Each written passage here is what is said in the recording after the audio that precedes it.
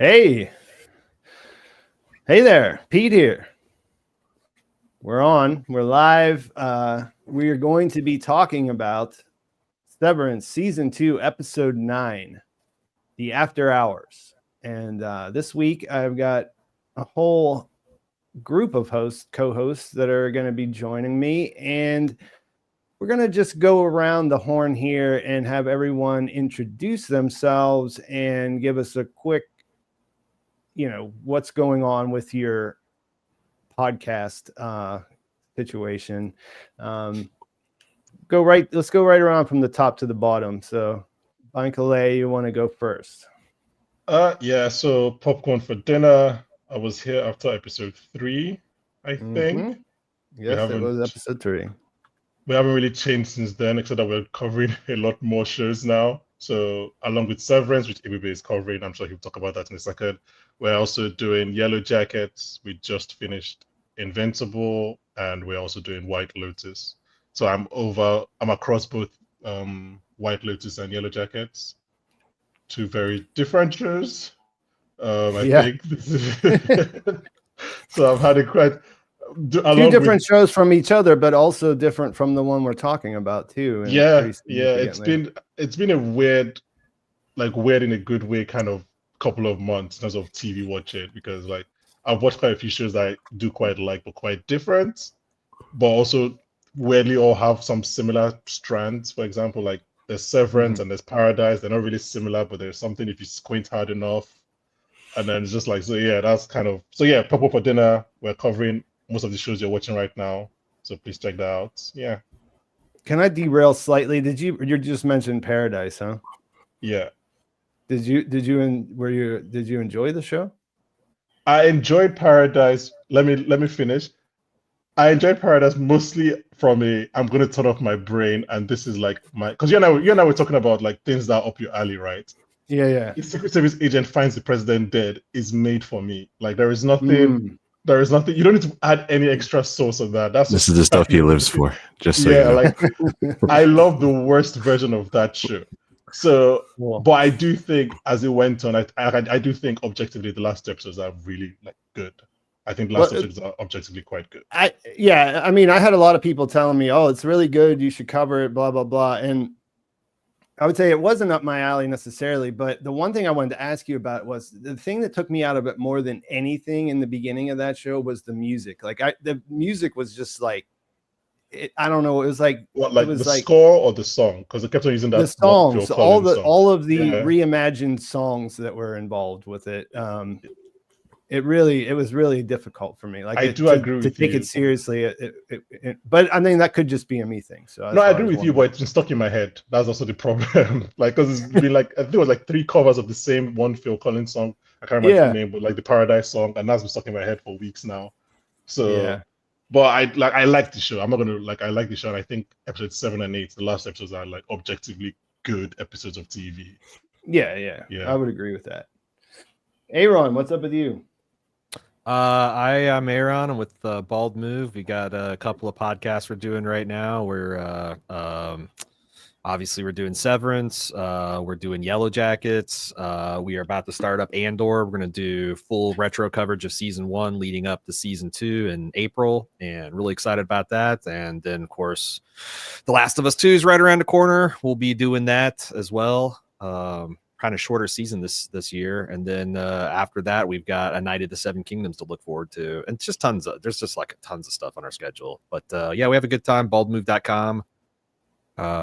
Do a lot of podcasts. Me and my buddy Jim and our producer Talitha. Thanks for having me on, Pete. Nice to meet you guys, Abube and Bankole. Likewise. Yeah, nice to put a face to the voice. Right. Hey, I from Popcorn for Dinner as well, just like Bankole, and I somehow tend to cover all of the very dramatic, very intense stuff, mostly from HBO, stuff where people are probably having family drama, things like Succession, House of the Dragon. I'm probably going to end up on Night of the Seven Kingdoms too, but right now it's Severance. It's a lot of fun. I love kind of getting into the community and everything. And yeah, we do a lot of work on the podcast on all the different shows. Severance is my main focus right now, but yeah, that's it. How many people do you have I mean, there's a lot of different in Popcorn for Dinner. Like, I listen to episodes about different shows and things, and there's a pretty, you guys have a pretty deep bench of people that you bring on. Yeah.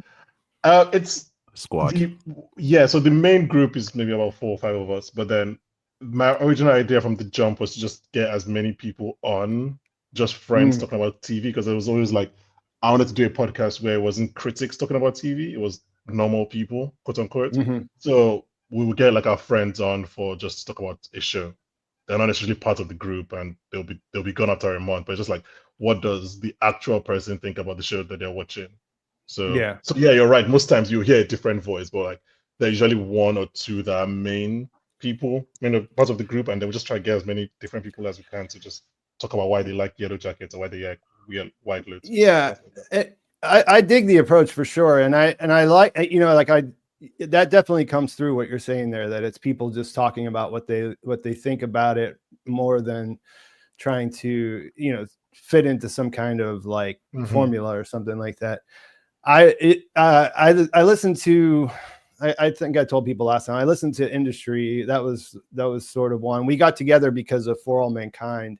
And then, I listen whenever, different shows that I'm following, because we talk a lot, about TV, you and I. Yeah.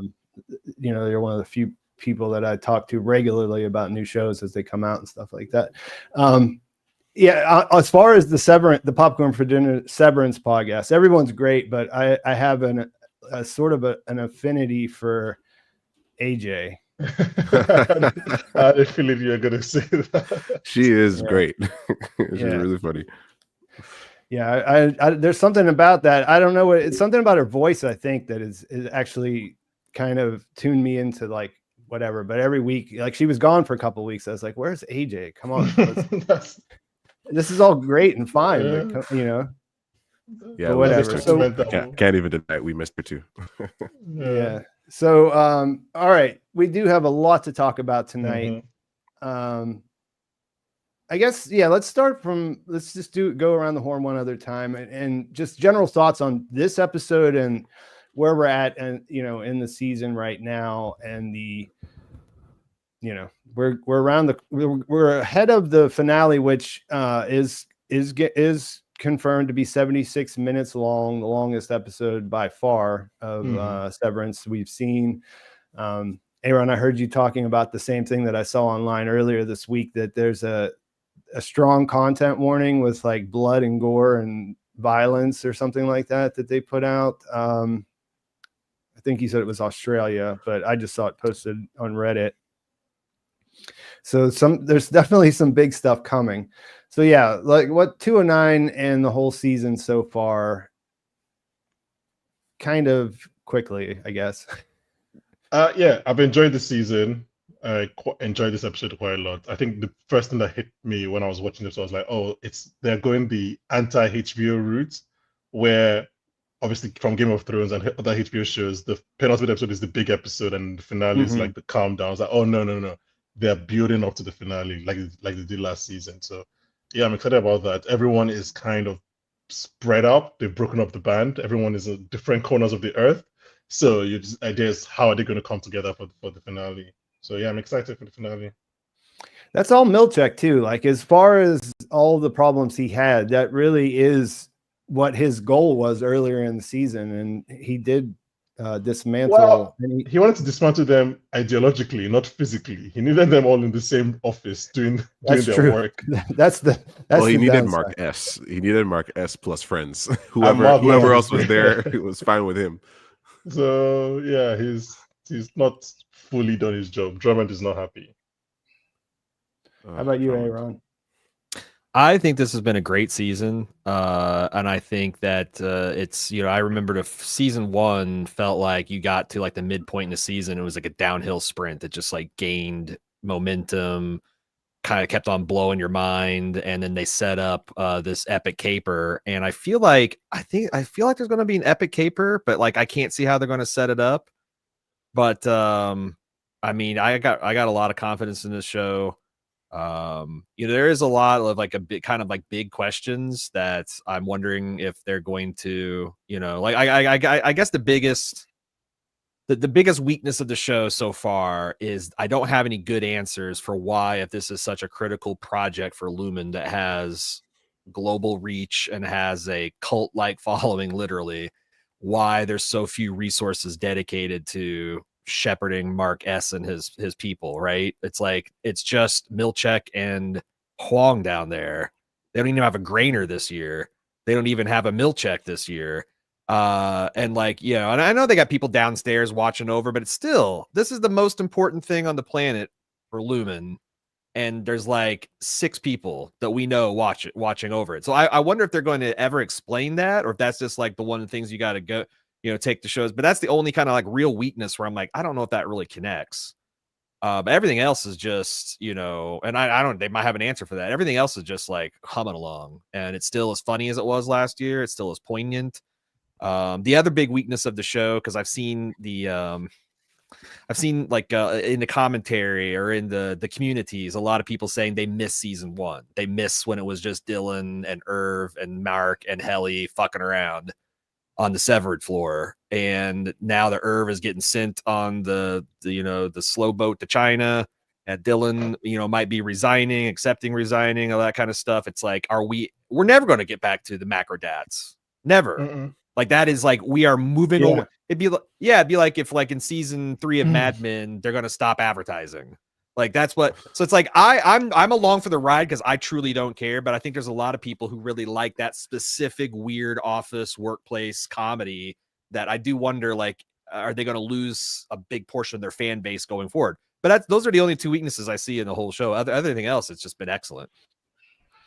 Yeah, Jim and I were talking about that last week quite a bit. There really is no way. I mean, that was before this episode, and now that this episode has happened, that's even more apparent. Like, there's no. Although I will say, I said the exact same thing last year. How are they ever going to get these guys back? That was the big question at the cubicle, refining data, and I'll be damned if they didn't. So, and it made sense as it developed. So it's pretty impressive when you think about it.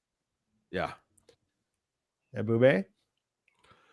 I think it's been a great season. I've enjoyed the kind of the answers we've been getting.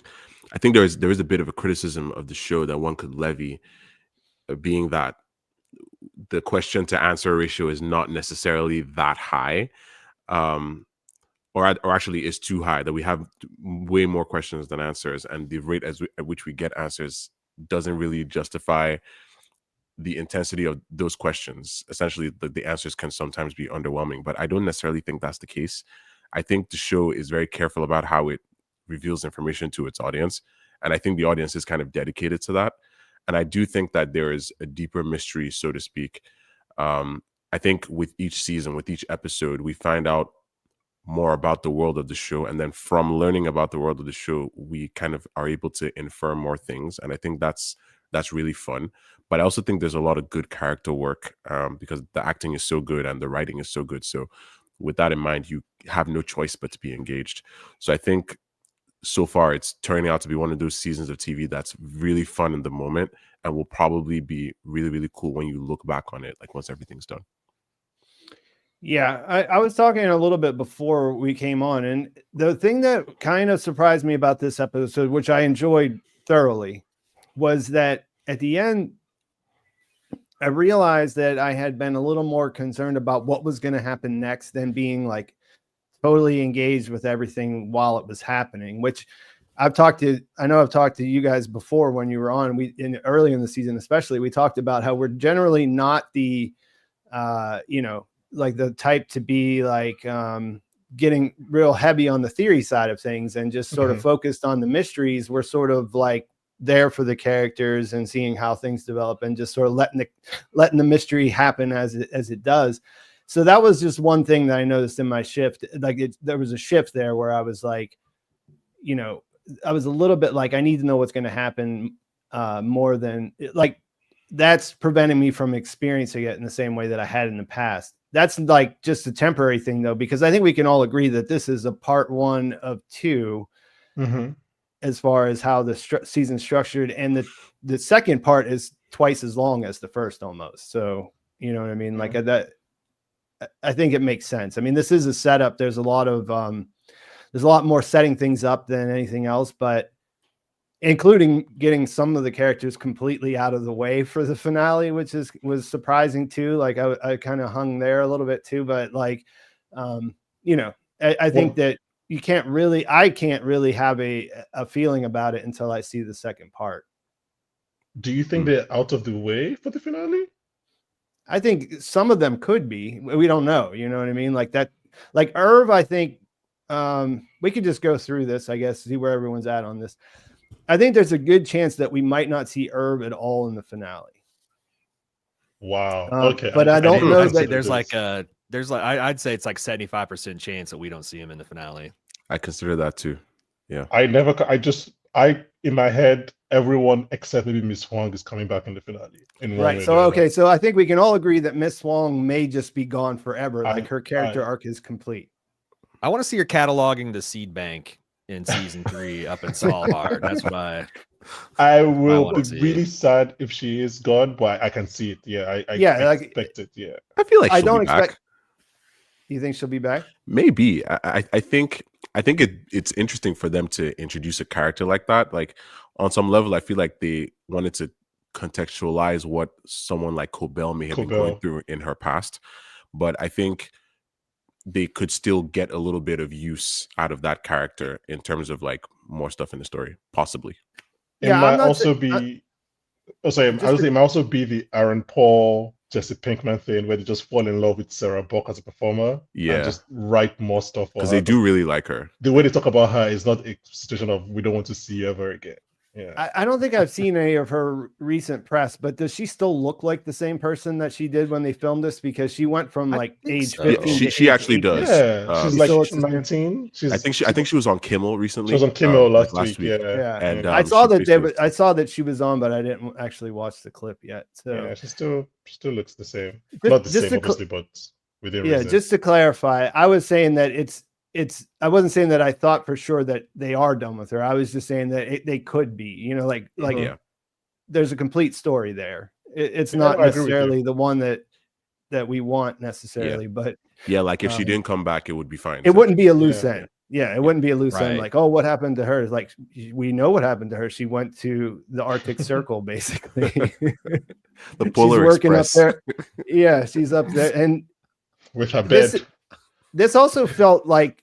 This is something I didn't go into very deeply in my video, but this also felt like Milch just sort of like exercising his control where he can, right? Like he was just like, because I was thinking about how sad she was. Like I thought I'd be finishing out the quarter, and I was thinking, well, she's scared because she's a little kid and she's going really far away from home. But also, I mean, I guess that's an acknowledgement that he's just like, I don't want you here, and I have the power to make sure you're not here. So you're leaving at the end of the day, and that's it.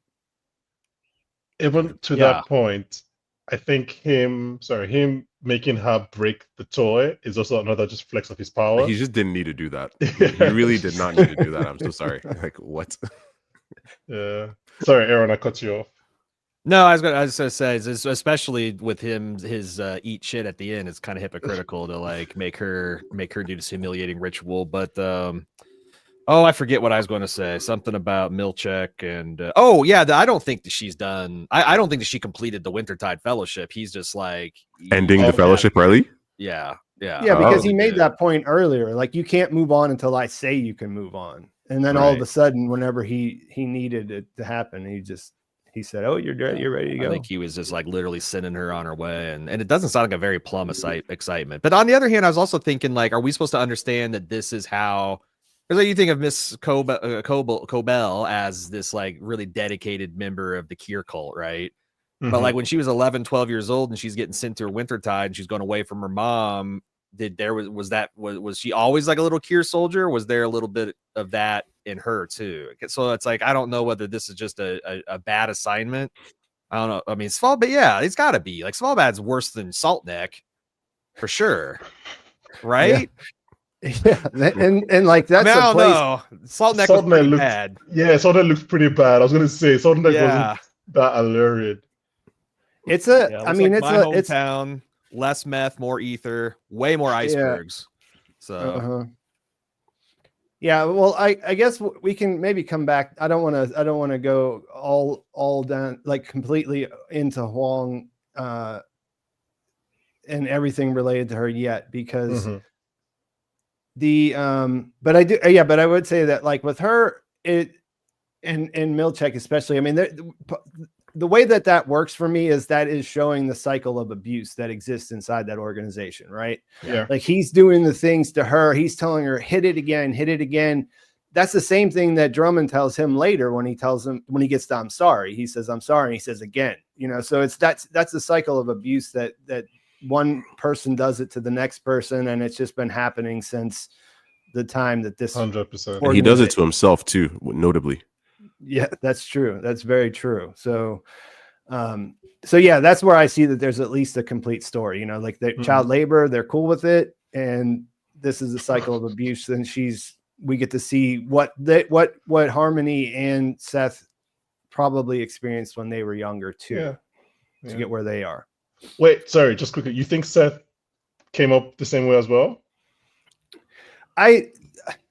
I mean, I'm not 100% on that because, the Myrtle Egan School for Girls is girls. So I assume that there's a male. But they gotta have a probably Egan School for boys. Yeah. I feel like nobody gets to that level of like what they're doing in the company, as far as the company is concerned, is very classified. I don't think they give access to that to anyone who hasn't gone through all of their processes. There isn't a job on LinkedIn or anything.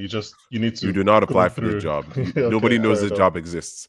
Yeah, and that's how I deal with the dissonance that you were talking about earlier, Aaron, is that why, if it's so important, why don't they have 50 guys working down on the severed floor? And I think that is the thing, that these are jobs that can only be held by certain people.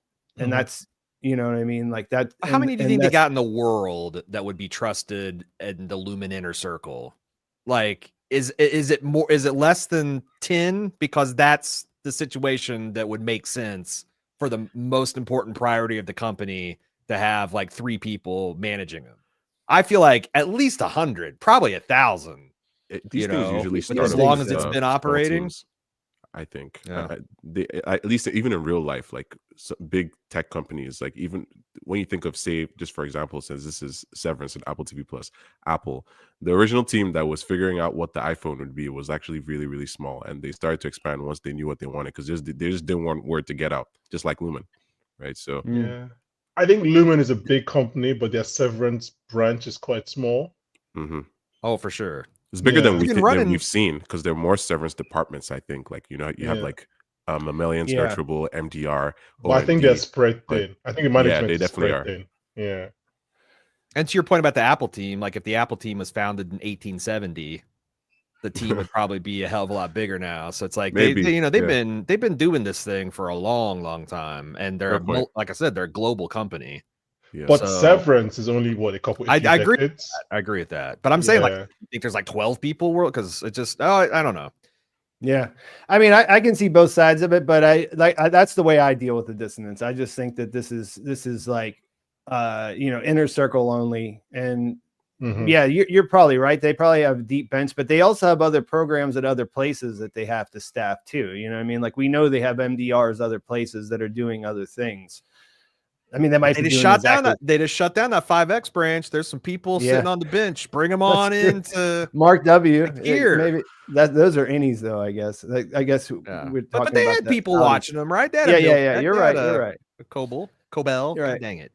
So speaking of Egans, we start this episode out with Helena at home, and I really enjoyed the sequence. Like, it was one of those sequences that you get where you learn so much about a character without any, just on contextual clues, right? Like, because, one of the things I think that was a popular idea whenever people started really figuring out that Helly was an Egan in the first season, was that she was going to be this big kind of fail son type in the outside world, like and so like that would be the comparison, right? Or the the contrast between her and her innie.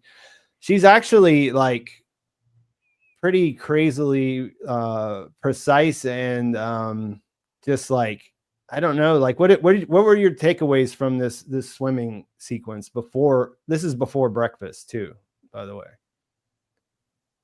because they used this pacing clock thing that the cinematography was next level, and I was thinking about like, what is the deal with the hands, but and also like you mentioned in your recap, Pete, the strangeness of the building, that it's just like this very severe, one level kind of like monolithic thing. And I never thought about this when we were doing our podcast, but when I was listening to yours this morning, I thought it's like, oh, I wonder if there's like a subterranean component.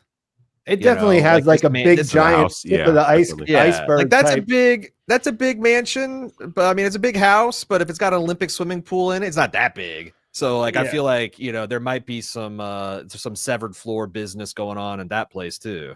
Yeah. I was just thinking about Milch's little iceberg painting and something that you guys said on Popcorn for Dinner about how that's just the tip of the iceberg. And like that house is given tip of the iceberg vibes too, right? Like there's a huge underground, there's a huge underground thing going on down there. I have a feeling. And it might just be to be able to house all the children that Jame Egan sires. Yeah. Oh my God. It's the Jame Egan home for Egan bastards. Jame, Robert, Baratheon, Egan. Oh my God. Yeah. The seed is strong. They all look like weird. That was one chewed up pieces of gum with a wig on. That's what that was one of the questions I thought about opening with here today. And it was just, is there anything that like changed drastically about how you understand where this show might be going after this episode? And that's what it is for me, is that we might be going into like that whole everyone will be Kier's children thing that was said earlier in season 1 about everyone getting the chip, the severance chip. Like we might be talking about everyone literally being like Egan seed at some point. Like, because how do you think are related then? That's what I'm saying. Like that. I've had a theory that I kind of came up with on a lark and early that Mr. Drummond might be a bastard of Egan because he, like Helena called him father. Does father know about this? And he says father approves. It's like, but then in that case, Helena would be aware of it. Yeah, I feel like that's 100% now. Really? Now, like maybe next week I won't feel that way anymore, but like that's what I came out of this episode with it. Like, yeah, he's an Egan in the sense that like one of James, whatever that means. Who else in retrospect is weird enough to be an Egan or like a in-law? So what about Bert? If he's been connected to Lumon for like 20 years, like I could see him being somebody's cousin because he's Christopher Walken. Yeah, I had a theory that he was, if not an Egan, like high up in the organization. But obviously, this episode proves that he was just like a goon, even though he says they don't use that word. Which him being a low-level goon might actually make it more likely that he is an Egan that they were trying to, especially if he's like a Fredo level. It's like they just had to find a job for him. Yeah. Do we know anything about Helena's mom? No, I don't think it's ever been mentioned. No. Some people theorize that it's Coobel, but I don't know. No. I think that's been disqualified now. But like, why does Jane choose to acknowledge her as his heir? Because I think Drummond, for example, is older than Helena, right? So it's agree. Is it that because he doesn't care about the wife, like, oh, I'm married to your mother, like he's a cult leader, he doesn't care about that. He can have multiple wives. Like he doesn't. So I'm just like, why is he choosing to acknowledge? Oh my God. Helena? She's special for some reason, but we don't know what it is. Mm-hmm. Can I ask? Because I saw this in chat too, and I saw it a couple times online. That people are saying the way she eats an egg is evidence that Helena is pregnant, and I'm like okay with the theory of her being pregnant because Mark. She wouldn't be pregnant yet, though, would she? I mean, it's a few days. I don't know if it would show up on a test, but I don't know what the definition of pregnant is. But if it's been a couple days since the deed was done, like it ain't immaculate. You know what I'm saying? Right. So, but I'm like, but what would that indicate? Like, oh, she's only eating the whites. That's pregnant women. But she didn't only eat the whites; she had the yolks as well. She just I thought so too. Yeah, I'm running as fast as I can. I'm swimming as fast as I can, like from this theory. I just don't want anything to do with this pregnancy theory. I really And the more I hear it, the more I feel like it's going to actually happen. And I really don't. But I mean, I thought the same way until someone pointed out about the freaking baby Kier in the credits. Yeah, I hate pregnancy as a plot point. I've always hated it as a plot point. Like people have sex and somebody's pregnant. I've always hated it. And this show just seems like an overcomplication of if they do that here. I do think doing laps in the morning and then eating half an egg is just an insane diet. I don't know what's going on. We need to like she needs to eat a burger. She needs food in that body. It's really, really stressful. You're setting yourself up for problems too, because your innie is going to be insane. Like you're guaranteeing that she's going to be insane. Explains so much. No, but sorry, Pete, to your original question eons ago, I do think, like, I think the robotic thing about Helena.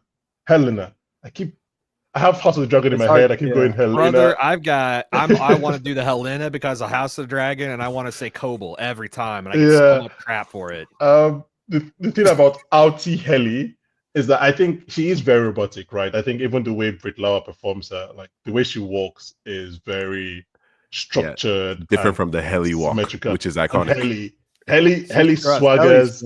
Helly leads with her head. If you notice, like Helly's walk she leads with her head, but Helena leads kind of like with her chest. She's quite upright and straightforward, and it makes sense that she's like swimming as opposed to, for example, running, because everything about her is so precise. So that made sense.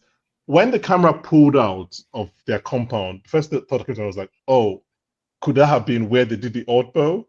I don't know if it's too risky to do it so close to where Jame Egan lives, but like it just seemed like they had all this space behind the house. I was like, oh, is that just where they just did the odd bow? Because it's quite close to the Lumon facility as well, because we see that big tank and everything. It's kind of on the same grounds, really. Yeah, I think so. I think so. They could have all been on the same large Lumon grounds. What do you think about it? Because I've seen some theories that the facilities are probably connected subterraneanly. So they're tunnels. They got a connection, and that's how Jame just kind of popped in. Walked. There. Yeah, okay, makes sense. But that then again, it's hard enough. I don't see that guy going outside. He seems like he would avoid sunlight if possible. He might catch fire. Yeah, probably. Although I guess he has his entire house is made of windows, so I don't know. Maybe there's some kind of UV treatment. Yeah, he just doesn't want natural sunlight. Yeah. But yeah, that would make sense because he came up from the testing floor, and that was a surprise to me that, you know, because there was kind of like the elevator came, so you're thinking, oh, Dr. Maurer or something like that, and then it turns out to be him. The other thing I kept on the back of my head this whole time is on Petey's map, the whole people live here with houses and question marks on the severed floor. Like what? There's a lot more of that floor that we haven't even seen. The Petey saw. Yeah, that kind of got pushed to the side a little bit this season, huh? The exploration. I thought we probably would have saw more of that this season. Jimmy, maybe we'll get some in the finale with the whole map that they're trying to cram and get to the testing floor. I mean, maybe that's the directions to the testing floor are long. I mean, I don't know what else you could say. Like they're extensive. I like Helly trying to like mnemonic device it and like trying to tie some brain mind thing together. Like, let me ask you guys this, because this was something that started bothering me, and then I was like, this is probably super obvious, and I'm just missing it. But usually when that's the case, whenever I have a video, I'll look at the comments and there'll be like 500 about the same thing, about how I was an idiot because I didn't catch something. But why was she trying to memorize the directions? I don't, because she's got them. That's why she has write things down so you don't have to remember them. I wondered if she's afraid there might be a code detector she doesn't know about, like the ones in the elevators. I thought that too. In the hallway. Whenever she knows there's an elevator at the end. Because she knows there's an elevator there. So she's trying to go down, and she has to kind of find her way back up if she successfully goes down. So there's just like a lot of issues. I agree with you. Maybe somebody finds her and she has the paper. right? That's So she has to true. hide That's it the or throw it obvious away. one. Maybe Yeah. that, yeah. Because I was thinking up to 5 minutes ago, literally on this call we have it, I was thinking, oh yeah, she doesn't want to get caught in the elevator. I was like, oh no, she's finding her way to the elevator. So there's Yeah, nothing she could like throw that away. she can throw it away. She has Like, a so copy yeah, machine. maybe it's just so that she'll be there for Jame to come see her. Guys, it's TV writing. TV is not. Yeah. Sometimes you just need to do things. You just need Sometimes to do things have to happen because just you have need to something Stuff other just thing to goes happen. down. Yeah, we Yeah. just have to let it go. We just have to let it go. But I was thinking about that as well, yeah, because obviously Pete said it on your video, and I was like, oh yeah, no, it's because of what they call it, of the elevator. And I was like, actually, no, it's not because of the elevator. Yeah, because I mean, I came to Yeah. that conclusion too, but then I was like, well, she could just copy or she could just throw it away when she gets there because she doesn't need to take it with her when she makes it to the elevator. But And like, there's some people in chats like she still needs a black key card. I'm not quite sure how they're going to get that. yeah, that's the problem she has right now. That's why I guess Because maybe there's only Milchik on the floor now. Like there's only one black key card walking around this whole place, and he's got it. So if he's Whenever ever bending Dylan- paper clips or giving mean pep talks to himself in a mirror, they're screwed. Oh, this is a bad plan, isn't it? This is a terrible plan. I'm just realizing how bad our plan It's so is. half-baked. I mean, last It's year was all barely a about plan. Dylan holding the switches for an hour. So it's like, as far as heists go. Yeah, But it doesn't even feel like a plan. It feels like Helly's just like doing recon. Yeah, because- and where's the team? You don't. because again, It's to our Ocean's original 1. points, yeah, the team is spread out, right? This is the thing. It's like it's why you need to break up the team before, not to somehow talk about the MCU, but it's the reason they have Captain America Civil War before Infinity War, right? Because you need to break up the Avengers Before you before get them back Thanos together. comes, right? Yeah, so like because if Thanos comes when the Avengers are together, you don't have Endgame. The movie ends Infinity War. So it's like, yeah, if they were all together, maybe they could come up with a plan. But they're all just Irvin's not here, Mark is not here, Dylan is heartbroken, which I'm sure we'll talk about. So it's really just her by herself, and it's not great. Yeah. Oh, Jennifer in chat's got it. It's like she's about to get it from Jame. That would be so hilarious if she's like, "What the fuck?" and she just clocks him with a keyboard or something, and it's like, "Yoink!" Yeah, his is probably some kind of internal chip or something. So then she'll have to drag his body into the elevator with hold his him. eye by the elevator. Oh my god, that's wild. All right, so that was the popular theory, was that she was going to get there and then she was going to go down and turn into Helena. Now we know that be kind of cool. Well, no, it wouldn't. What does that mean? I've heard that theory. What does that mean? So like Helena is an out. What does that mean? Well, because Gemma is an outie on the testing floor. She turns into the innie Miss Casey when she goes to the severed floor. So it just flips it different wherever you're at. That's a big assumption. No, it's just that the testing floor is not severed. Yeah, except for all the doors they go through. Yeah, but it's like that's the thing. It's like another question I had is like when Ragabi said that the birthing cabin idea wasn't viable. It wasn't going to work. Was she lying about that, or is Coobel able to rewire that, or was she just not interested in helping that? She just wanted to do the reintegration. Because that's the thing. It's like I don't know why we think that every severed thing has to work the exact same way. Yeah. So I actually have a theory on that. Oh, okay. So I think Ragabi was probably right as far as she knew.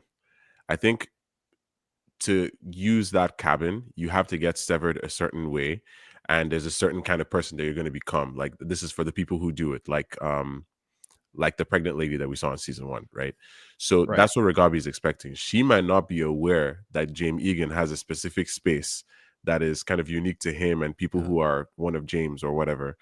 And they go in there and they have maybe a more expansive version of Severance where like anybody who goes in there can become whoever they actually are on any main severed floor, because that's a special space that maybe Ragabi isn't aware of.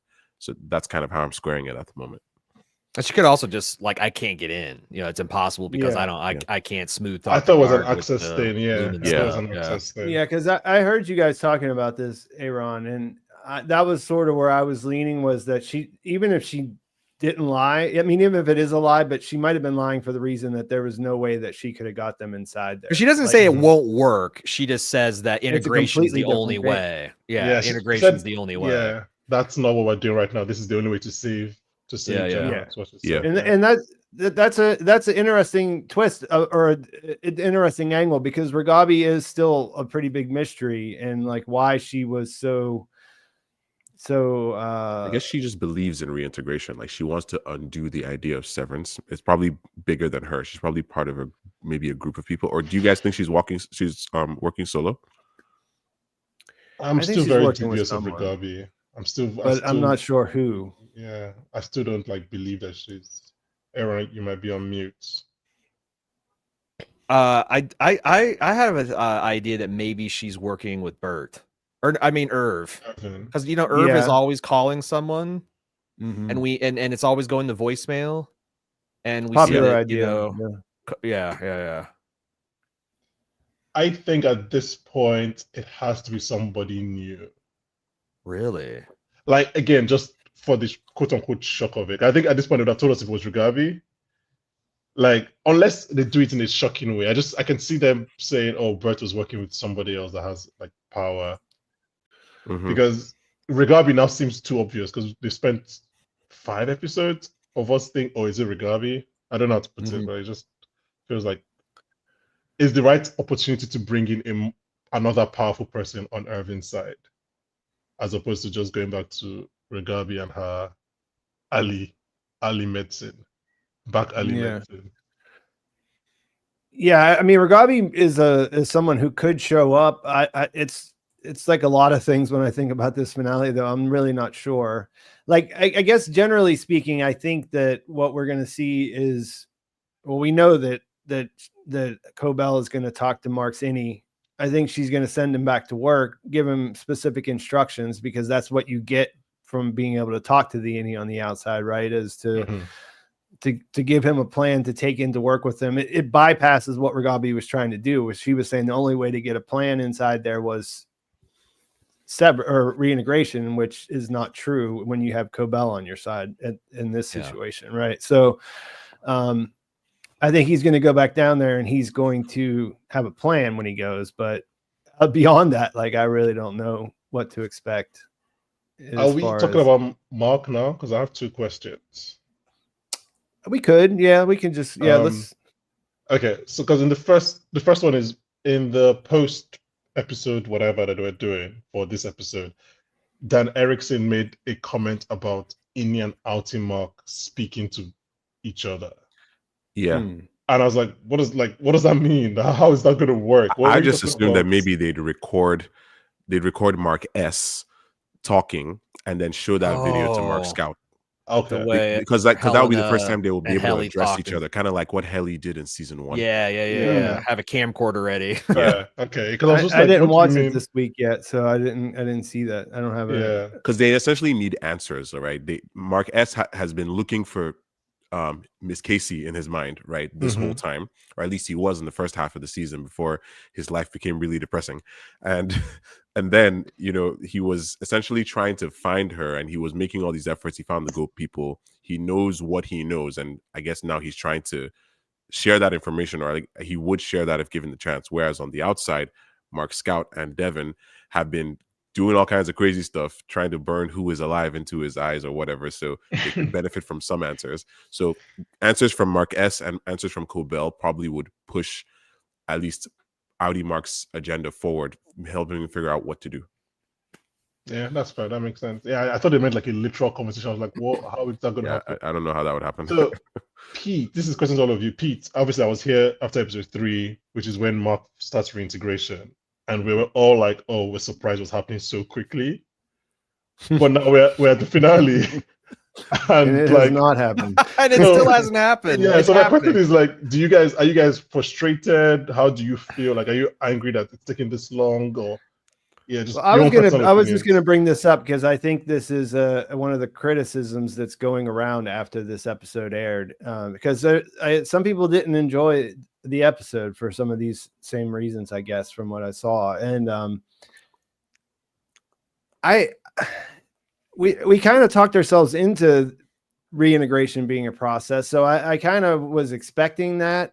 I was expecting a little bit more maybe of him glitching back and forth and having some some fun with that, like with like he wouldn't be able to know what was going to happen when he was doing certain things, and like the inning would come out or the outie would come out or whatever.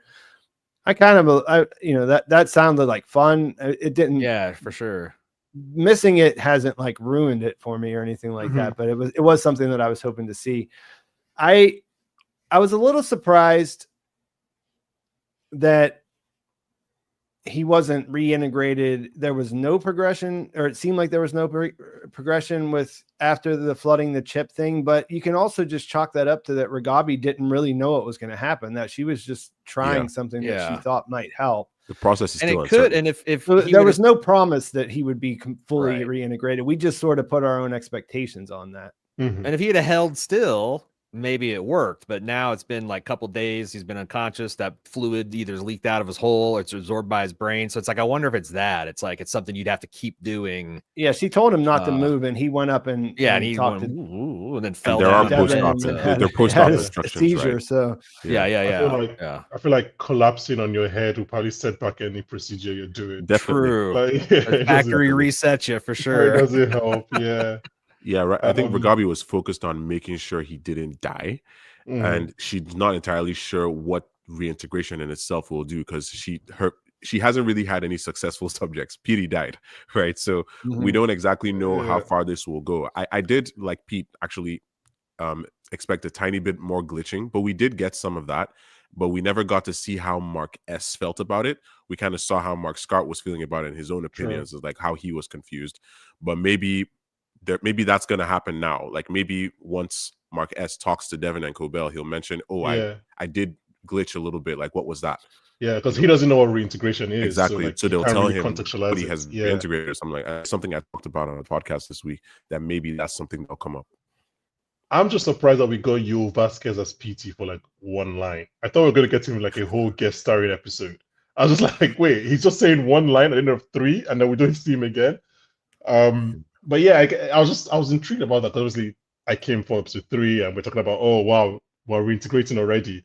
And then 7 episodes later, it's just like, oh, okay, so he's glitched once, and then he had a concussion. So like, I don't know, progress, I guess. But I think it's like the structure of the episode of the season was that reintegration, and the oddball just kind of overshadowed the next 3 or 4 episodes, didn't it? So it was that.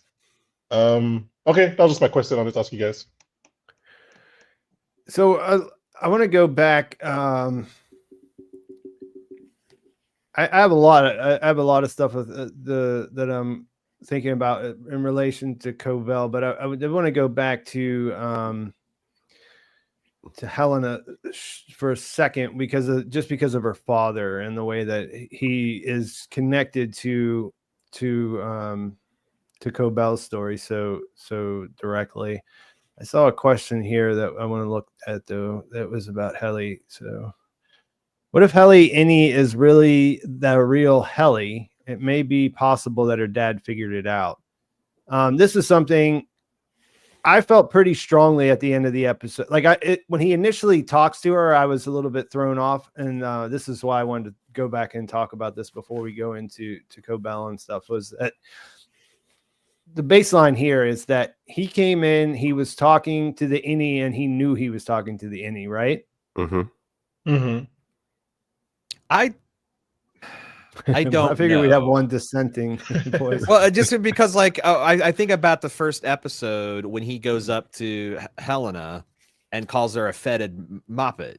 Like, does he not understand how Severance works? Because that's not the person that betrayed you. This isn't the person who, like, knows what the hell you're talking about. So it's like and he's also just so spacey. There's a bit. I noticed there's people in chat saying he's got like dementia or something. I just wonder if he knows what, like, really what's going on, or I think he hates Innie so much. I can't imagine. That's what really threw me saying, off my about dear the scene. Helly. Like he hates, he loathes them. I think it's interesting though that he, with that whole fetid moppet thing, it's possible that at that time he hadn't quite been briefed, so he thought that the person he was talking to was he still thought it was Helena that he was talking to earlier. So he's like, after everything we just discussed, why would you go and embarrass me like that? But I think it's more likely let's just assume that he did know. Let's then come to episode 9, where he comes and he's like, my Heli. I too am not entirely sure why he would say that, but I do think he knows he's talking to the innie, because to me it's almost as if he's reconfronting the person that lied to him 9 episodes ago. Yeah. So it's like he's trying to follow up with that conversation. Yeah, because he's remembering the OTC, and that's what makes me want to ask. Like, okay, what is it that he would want to ask of her now? What follow-up questions could he possibly have? And how would that affect the finale? Does that have anything to do with Cold Harbor? It's hard to say, but I don't know. Like, I'm also not sure why he would talk with, I guess, not vitriol, because I agree with you, Aaron. Like, he really doesn't like the innies. He sees them as less than human. So. And the other thing is, like, does he either just wander the severed floor at night, or like just after closing, or did he it's like he had to go over there for this specific purpose, right?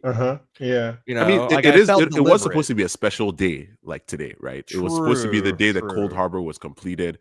So they probably had plans to be. I even asked on the podcast, we haven't seen Natalie in a while, and we were like, okay, maybe they sent her to do press somewhere because this was supposed to be a huge event, and now nothing's happening and it's just going to be awkward.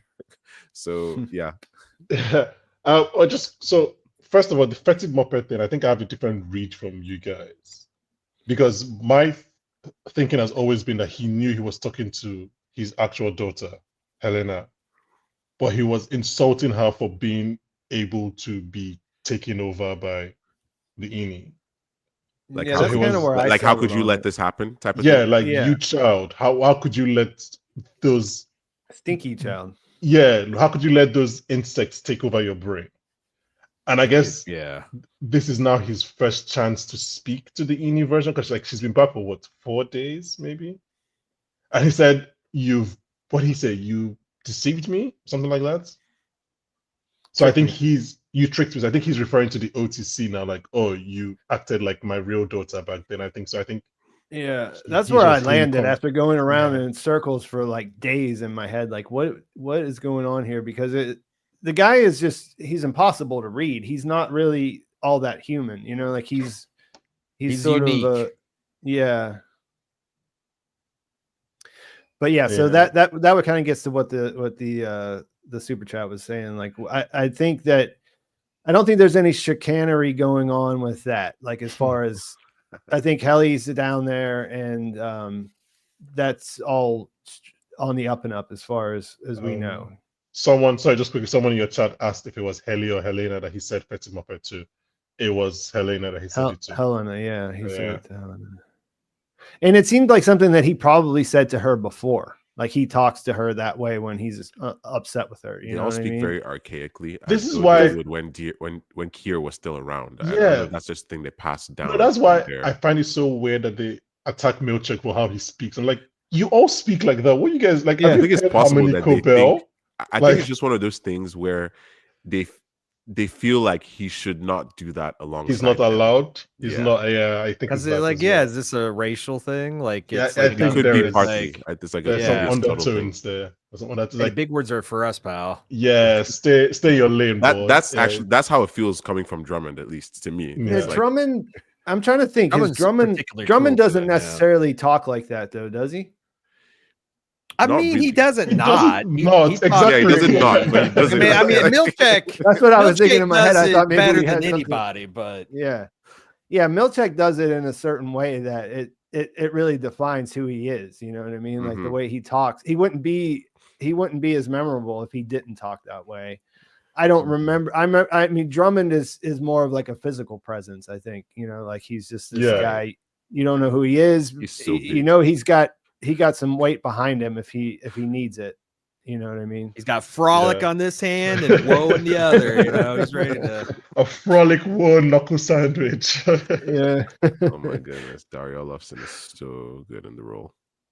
All right, so man, now I guess that we can leave the Egans behind for now, because they're going to come back up so much more.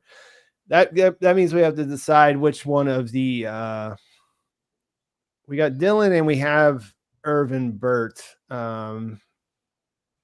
that we need to talk about before we get into like the the end of things. So real quick, I'm gonna pull up this super chat I saw earlier. It's Twilight Zone related, and then we'll decide which one we want to talk about first, Dylan or Irv. Ed says, hands, thanks for the $10. This is, I watched The Mighty Casey. This is something that we've been talking about in previous episodes about when we knew that After Hours was coming up. It came up that at the end, if you watch the actual Twilight Zone episode, After Hours, they introduce what's going to be in the next one at the end, like Rod Serling at the end when he's talking or whatever.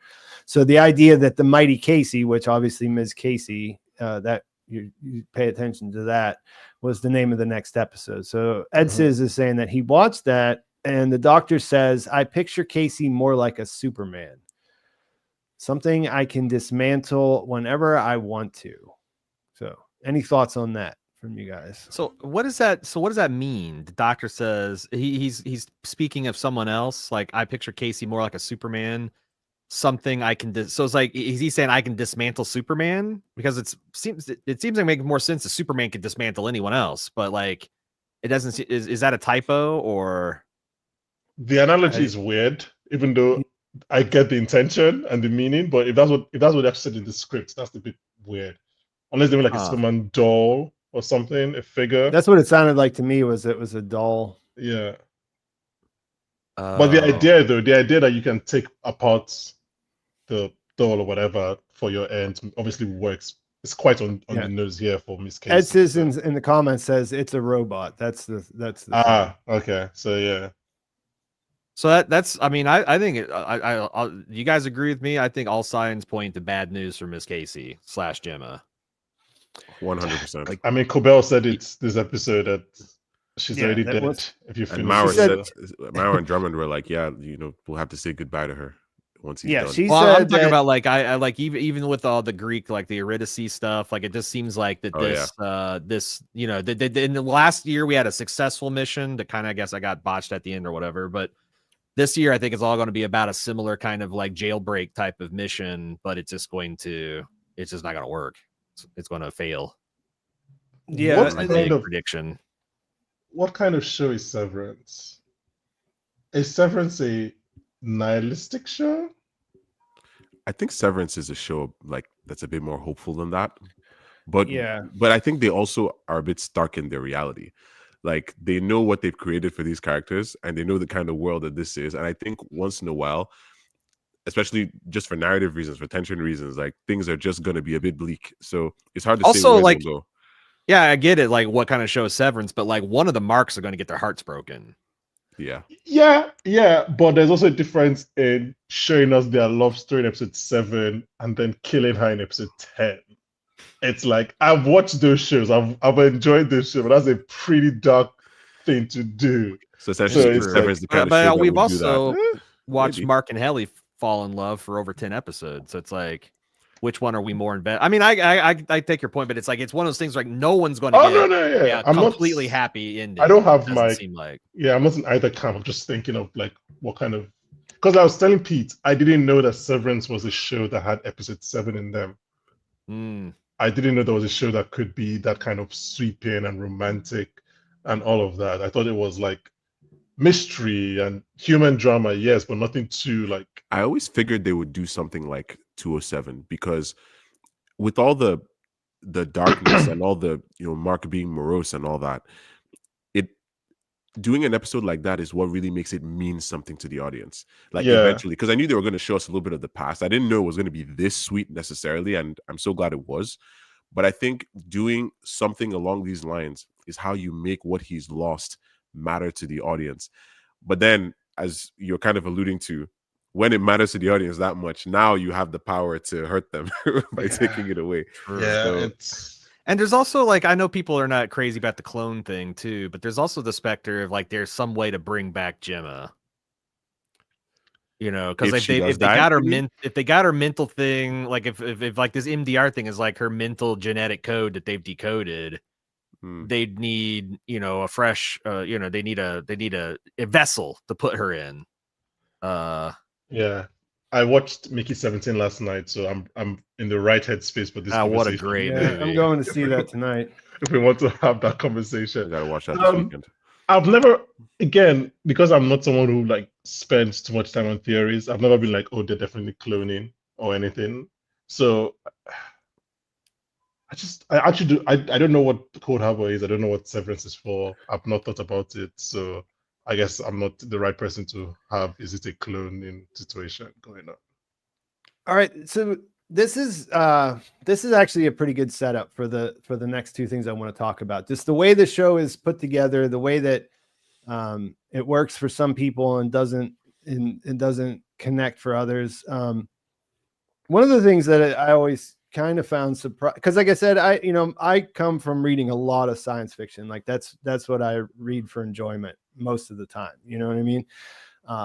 That's on a wide scale of like, not like pure pulp, but like, I can handle stuff that's not quite as good if there's good ideas inside that in sci-fi in a way that I can't in other genres, I guess. You know what I mean? So like, for me, like I was always pretty connected to these characters, even though it wasn't in the traditional like character drama box. You know what I mean? Like I felt because of this idea of like the innies being born, you know what I mean, essentially, and like being full grown adults but not having experiences, and then them getting to know them in that as they accumulated those, and the way that they reacted to things was interesting to me, just baseline, like just as a concept. I see a lot of people saying though that they don't like the show because they don't feel invested in the characters, and so that's like that's a little bit of a thing. So we have two big character kind of climaxes in this episode with Dylan and with Irv and Bert. And so I was just gonna let's go around really quick before we get into this, and just like how satisfied were you with the way these things turned out in both cases? Because I was a little bit like, I was surprised because I was a little underwhelmed with the Dylan stuff, but I was totally bowled over by the Bert. So like how did you feel about it? Okay, I'll go first. I probably the inverse of you, actually. I love the Dylan stuff. The Dylan stuff has worked for me throughout the season at every point. I don't know why. The Irv thing, I think because I expect him to come back, and I expect him, or maybe I'm wrong, I just didn't think that was the end of Irv and Bert's story. So I wasn't so like as heartbroken, but I think this is the end of Meredith. No, what's her name? Gretchen. I don't know, because of Meredith Weaver, I was saying Meredith, but like Gretchen and Dylan, I think this is the end. It feels like the end. So it really kind of got to me. Irv and Bert, I was just like, I think you guys will be back, if not next episode, next season. So yeah, I really liked the Dylan stuff. Hey, Ron. Man, because I'm one of the ones that felt like this stuff felt final, and I feel like it's like almost 100% chance we're going to lose one of them, at least this season. Now they might come back because like this is a weird show, and Irv's not dead. It's funny that Irv is kind of like what Melchick lied about what he was doing in earlier this season. He's actually on a he's on a what was it? What was the wording? There's something about he's going on a cruise, but he's on a trip. Yeah. Oh, I can't remember the extended cruise vacation. They put him on a trip, something like but that. I elongated cruise vacation, maybe is what we said. Yeah. I thought Dylan made a lot of sense. Like, here's a man who's lived for finger traps and erasers and waffle parties, and then they gave him a whole ass beautiful wife with children and a whole life, and he started like dreaming for big, wanting, thinking that he could have some of that, and I don't know what he was thinking because like that's the thing. This is like little kid logic. This is like when your first grade teacher tells you, "Look, I get that you think I'm pretty, but this is not totally inappropriate," and you're like, "But I want to marry you," and you're 7 years old. You don't understand how anything works, right? Like, because like. But that's the thing. It's like ripping that away. Mm-hmm. I don't even know what that would do to a person. I can give you a life. Yeah. I can give you a life. It's delusional. Like, I guess What's down so here. heartbreaking. It's also so heartbreaking. Just like the fact that he thinks to say, he doesn't believe it, I'm sure, but the fact that he thinks to say, I can give you a life. What life? Is she going to bring the kids down to the, to the seventh floor? For 18 minutes a day for once a week for the rest of his life? And that, like that's going to be good for him, but I don't think he realizes how that's not going to work for her on the outside. He's the only guy. I guess I think I should clarify that I wasn't like, I was just saying that like in my expectation, if you told me that we're going to see Dylan and Gretchen break up and it's going to be this thing, that it would feel like it was going to be like one of the most important things in the episode. And to me, it felt like the way this episode was set up, it was like there was so much other stuff going on that I was a little distracted from. Like it didn't land 100%. Of course, when I went back and I broke it down and I was thinking about it, I liked a lot of the stuff that I saw. And I was really happy that you pointed this out, Aaron, in your coverage, was the smoothie thing that he had going on there. That was such a great little detail. Like he's like making this like super healthy veggie smoothie or something like that. And like, then she tells him, he's just like, fuck that. Yeah. But then also he throws it in the sink. Yeah, like what which the I heck was like, that? This is why she's breaking up with, or this is why she's losing love with you. Like, put it in the trash. What are we doing? He probably has a trash compactor or whatever that some people have. Yeah, he's do that. He didn't do it. He left it for her to do it. He went out. That's true. He like, did leave it for her. I was like, you're correct. Be a good husband if you're going to prove that you can be a good husband. I was like, this is why she likes Ini Dylan more. Yeah, so sorry, Abube, like you can talk. Where were you at on these two things? With Irving, I mean, he may be done, but I do expect to see him at least a little bit. I did really like the Dylan stuff, though. That's cool. I felt like it was inevitable. Like literally from the moment they met, I was saying on the podcast that this is going to be very heartbreaking for him. And that they were going to get into having something and having more of a connection, because I don't think she would actually agree to do this if she wasn't looking for something herself. So on some level, this was always bound to happen, but I don't think she was expecting it to get this deep for him. Even along these lines, I'm also thinking about what happened when he told Helly what had gone down, right? And Helly's like, save that for someone else that you'll meet down here, because she too is delusional because she thinks that she can marry Mark, right? So she's fully down there like, no, it's fine, you'll find someone else, completely forgetting that they don't really have much of a life down here. It's interesting. Like you meet someone at work and like you only ever see them at work. It's not like they're going to meet outside. So I like that exploration of that and how this reminds us of how trapped they are. And I like the fact that it's, well, not really like it because it's sad for Dylan, but I do think it's interesting how he switched his whole mindset. Like at the beginning of the season, he was telling Irving, no, don't leave. Like we can still salvage life, whatever we have down here, as long as we have it's the exact opposite. Now he's like, I'm just going to end it, because he found love. I think, sorry, I just remembered, Pete, I just thought about this now. I think another reason why the Britt and Irving thing didn't hit me as much, and this might be, I don't know, maybe this might be weird to say, is that it was the outy versions of the characters. Mm-hmm. So I don't care I don't know if it was any Britt and any Irving. I'm like, that's the love that I fell in love with last season, right? That's not Irv, that's some asshole. Yeah, just like these are the people that like hanging out with some goon. Yeah, you think you love the other version of this character, but any Britt and any Irv know that they love each other. If that makes sense. I was like, that's what I care about more. Does it that was the thing though, is like you saw them mimicking that same scene from the plant room in season 1, episode 6. When their heads come together, and then there, Irv is saying, I'm ready. I'm not ready, and now he's saying I'm ready. You know what I mean? So like that part all was just sort of, what really got me, what floored me about that when he said, now you have, what's it feel like? And he's like, I don't know. And obviously it's not just, I don't know because I can't remember. It's there's multiple reasons why that lands, you know what I mean? But like the idea of like just not being able to remember that's where I was just like, oh man, that's so fucked. You know what I mean? It is fucked. Yeah. Someone in your chat, let me get the name, Cindy Slavic, said that Turturro said he's not in episode 10. Ooh. Huh. Said I what? started reading an interview He's with not in the him. finale.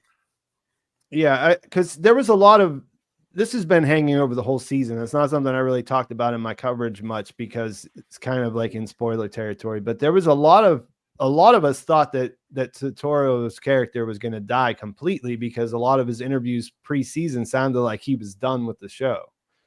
You know what I mean? Like it was like he was saying like I hate it when people use actor interviews because like I 'cause always they go don't know back to, everything. Because they like can lie. Yeah. But Jon Snow they is actually really don't know super everything. dead. He was Yeah, on. that's fair. That's He was fair. on all the talk shows. He's I'm dead. I'm dead. I'm done with Yeah, Game of and he Thrones. wasn't Like, even lying.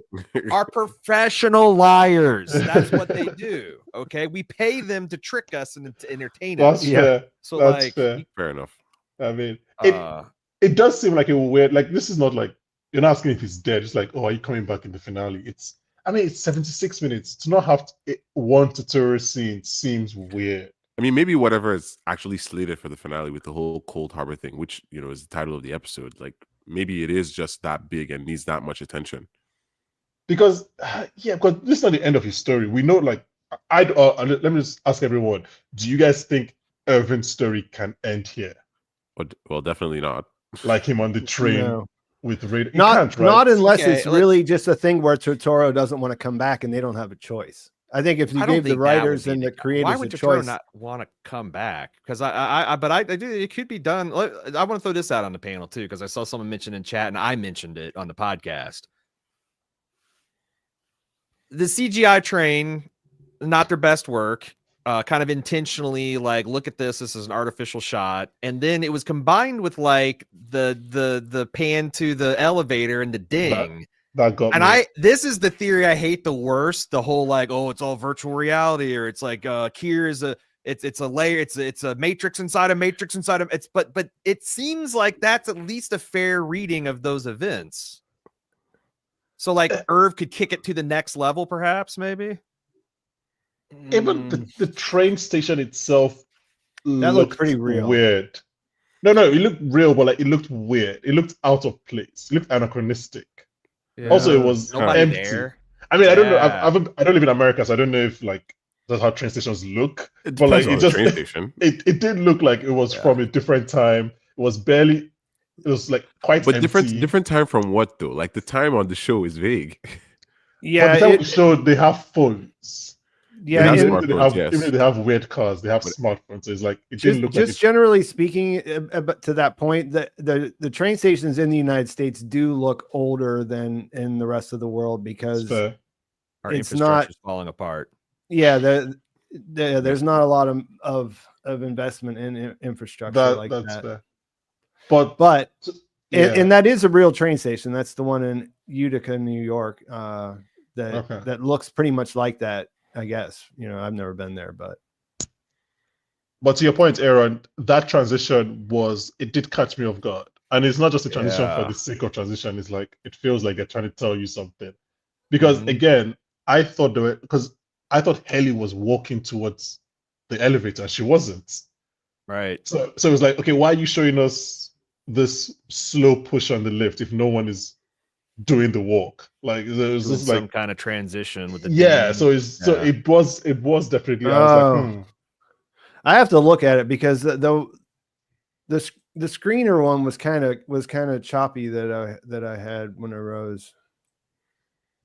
Yeah, because it cuts from the train to like a slow push on the elevator, and then you're thinking, oh, okay, this is Helly. She's walking, and no, she's just found the break room. She's at her desk reading the instructions. So you're like, what's going on here? So I don't know. It would be very weird from a story point of view to just not have nothing on Turturro next week, and then we'll start with something in season 3, episode 1.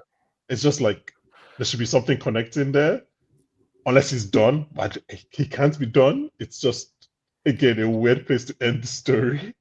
I don't know. Maybe I'm overthinking it. It's just. But what else? Because like Irv didn't have anything except for Bert going on. He was always kind of like this kind of Kier guy.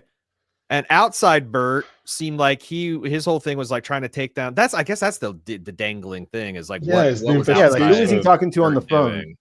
Is the investigation who was talking on the phone? Like yeah. I'm not saying he should meet Dylan because I don't think he's ever going to meet Dylan again. We're not looking for like fan service interaction, but it just feels like a weird place to end it. Sorry, can I ask a question about Radar while we're talking about Irvin? Sure. Are we sure Radar is good? Is a good dog? I'm just like Drummond comes, dog for sure. Drummond comes into the house. I feel like you're going into dangerous places. Hey, I've got your back. Radar's an Egan. I'll say it. He's an Egan. He's an egg sucking Egan. The whole time. Egg sucking is crazy. He's a clever dog. He's an Egan. Can't be trusted. I just like Drummond comes into the house. Brett comes into the house. He doesn't give one bark. Like, are we sure this dog is all about it? I'm only asking the questions. I'm not saying anything. It's just I feel like I should ask the important questions here. It's just like, is Radar lovers not fighters? Maybe because he ain't going. He's not the dog to guard your house. That's for sure. Yeah, no, definitely not. That's some other dog. Yeah, like whenever I was thinking about it, it's also funny that and I was like, man, I wish that she was more like Radar. I was just saying, it's also funny. Isn't it funny in retrospect that like one of Irving's Audi traits was that you love the sound of Radar, and we have never heard that dog make a damn sound. Yeah. That's because he loves Radar because he likes Radar because he's quiet. Yeah. Good for his pace. I thought Radar was a female, but I don't know where I got that from. Radar also looks like an old dog, so maybe that he is got a lot of white in his face. Yeah, I think I read on Reddit before that it's a dog that was in another show too, like maybe Succession or something. Oh wow! Oh, is that Tom and Ship's dog? That's the only dog on Succession. Montrose. Yeah, I can't really remember. I can't remember. I just saw it in a post. Like I didn't. It's not something that I researched myself and came up with. But I feel like I remember seeing that somewhere that Radar was in a different show too. It was famous. Came in. She's or he or she, whatever, has got some credits under her belt already. Oh, somebody your chats confirmed that. Ben Stiller said it's the same dog on the official podcast. Hey, right. I'm not talking shit about Radar. I'm just asking the questions here. Just saying. If I came into my house, I figured you'd get more. I figured you'd get more blowback for even saying anything. See, I split the hate. I didn't want my man to go in there all by himself. So we. Hey, man. If I walked into my house and I saw a Lumon goon there and my dog was just staring at it, I would ask questions as well. Yeah. Come on. Yeah. Let me see here. I think there was a follow-up on this one. I saw a great quote on a Severance Reddit that said, theories are so much fun, but don't get lost trying to win your theory. Have fun. I agree.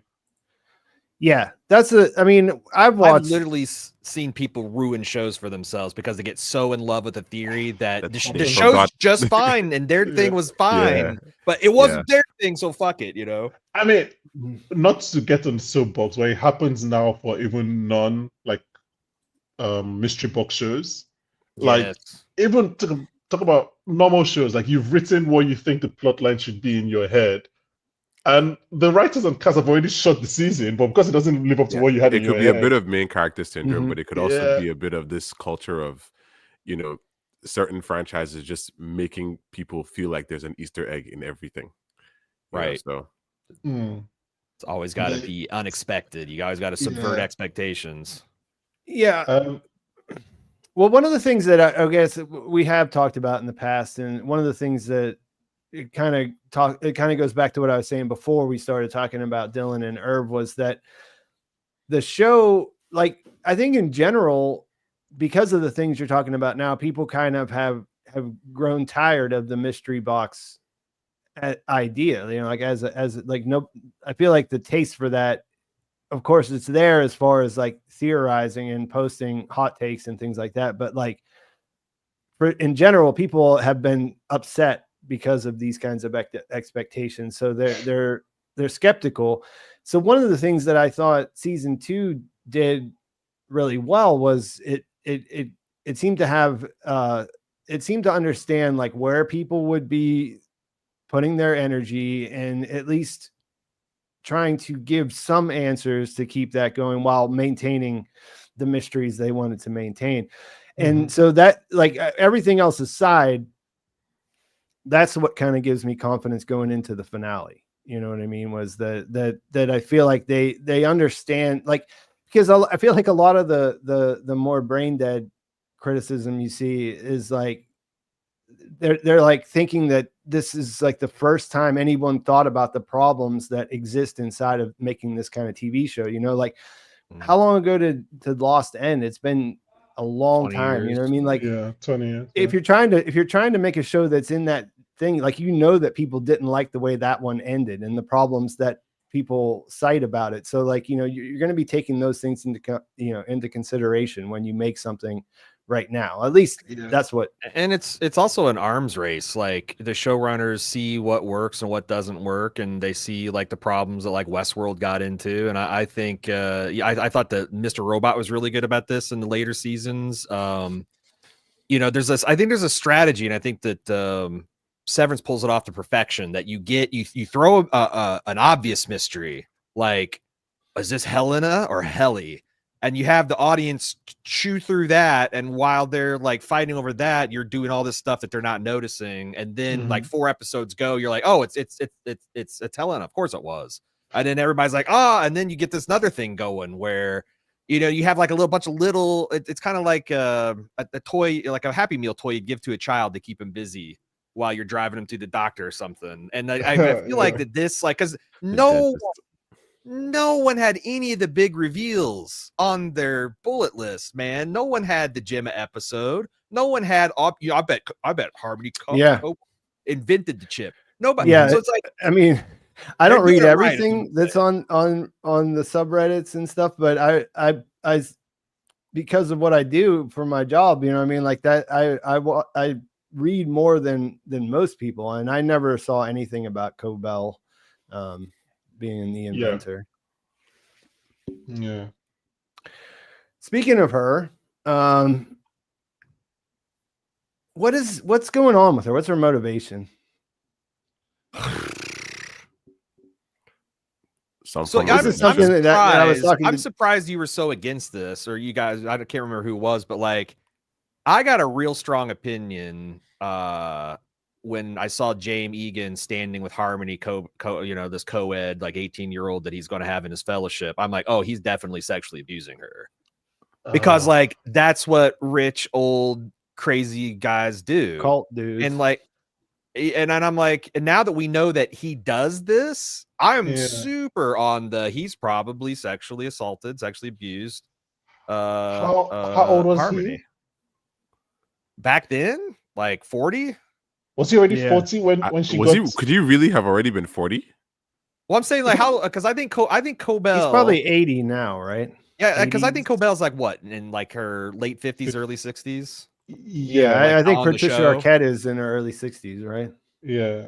And I know Mike. I think Mark is playing, or what's his face is playing significantly older than, or younger than like maybe late 30s. He's probably like maybe early 40s max. Like, yeah. And Helly the same way. I think they're supposed to be kind of like mid to late 30s and all that. And they're both, like she's 40 and he's like 52. But I think she's like in her, like, let's say 60. So when she was 18, and let's say that the Jame is 70, 80. So like, I think when she was 18 or even younger, then he was like maybe even in his 30s. He looked much younger. That's interesting. Sure, I didn't see Jame Egan being that old. I thought maybe he would be like max like 8 to 10 years older than Coobel. But you might be right about that, because also Helly, because he seemed young in that photo. Yeah, he didn't look that old. I think at that time he was kind of coming into his own as like the successor of the company. Maybe his own father or mother was still in charge at the time. And the fellowship is named after him. And my understanding is that Coobel might be the first recipient of the fellowship. But yeah, the whole thing about abuse and taking advantage of people, that's definitely not out of his wheelhouse. Yeah, I I think don't that's quite question that. possible. It's whether she's Helena's mother that I question. I'm pretty sure he abused her. I think they were probably close. That's how he got so close to the idea, like the whole severance idea, and he took it as his own. Yeah, and he was able to convince her that it's just one of those things where, like, at certain companies, right? The boss's ideas are theirs, and your ideas are everyone's. So you were able to kind of like convince her that this should be like that's what her aunt said. Sissy, Kier's knowledge is for everyone. Yeah, and that's no. She said that because Sissy was like, "Why didn't you?" Oh yeah, she said that. She said that's like, what she was told. That's the lie that they told her. Yeah. So yeah, it's quite possible. I mean, she's been taken advantage of in a lot of ways. And I don't know if this has his tendency to take advantage of people, or his own secret nature. I don't know what all that is. Like, even his mannerisms, it just kind of, there's a weirdness that, like Pete said, the man is literally impossible to read. Like, when he was watching Helena eat the eggs and he was wincing, he's like, why is he in pain from watching this? Was he wincing or was he moaning? He was whining. Oh, true. Two different things. He was whining somewhat. I don't know. And the thing is, I was just like, why would he even say the whole, like, I wish you would take it raw? Like, why would you do that? No father should ever say that to. He says what he feels. I about drove off because I was driving to the appointment when I was listening to Pete. I about drove off the road and was like, that's not something you'd ever expect a father to say to a daughter. I wish you'd take it raw. Like, what are you doing?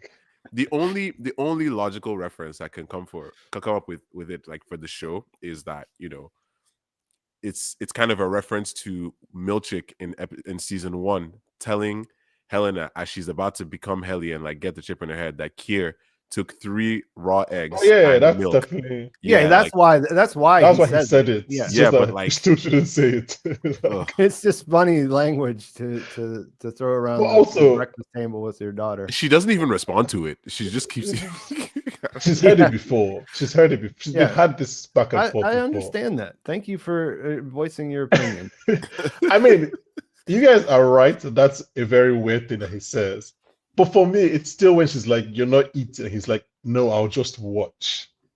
I'm just like, does he eat? Let's do a quick survey. Exactly. Does Jame Egan eat? What?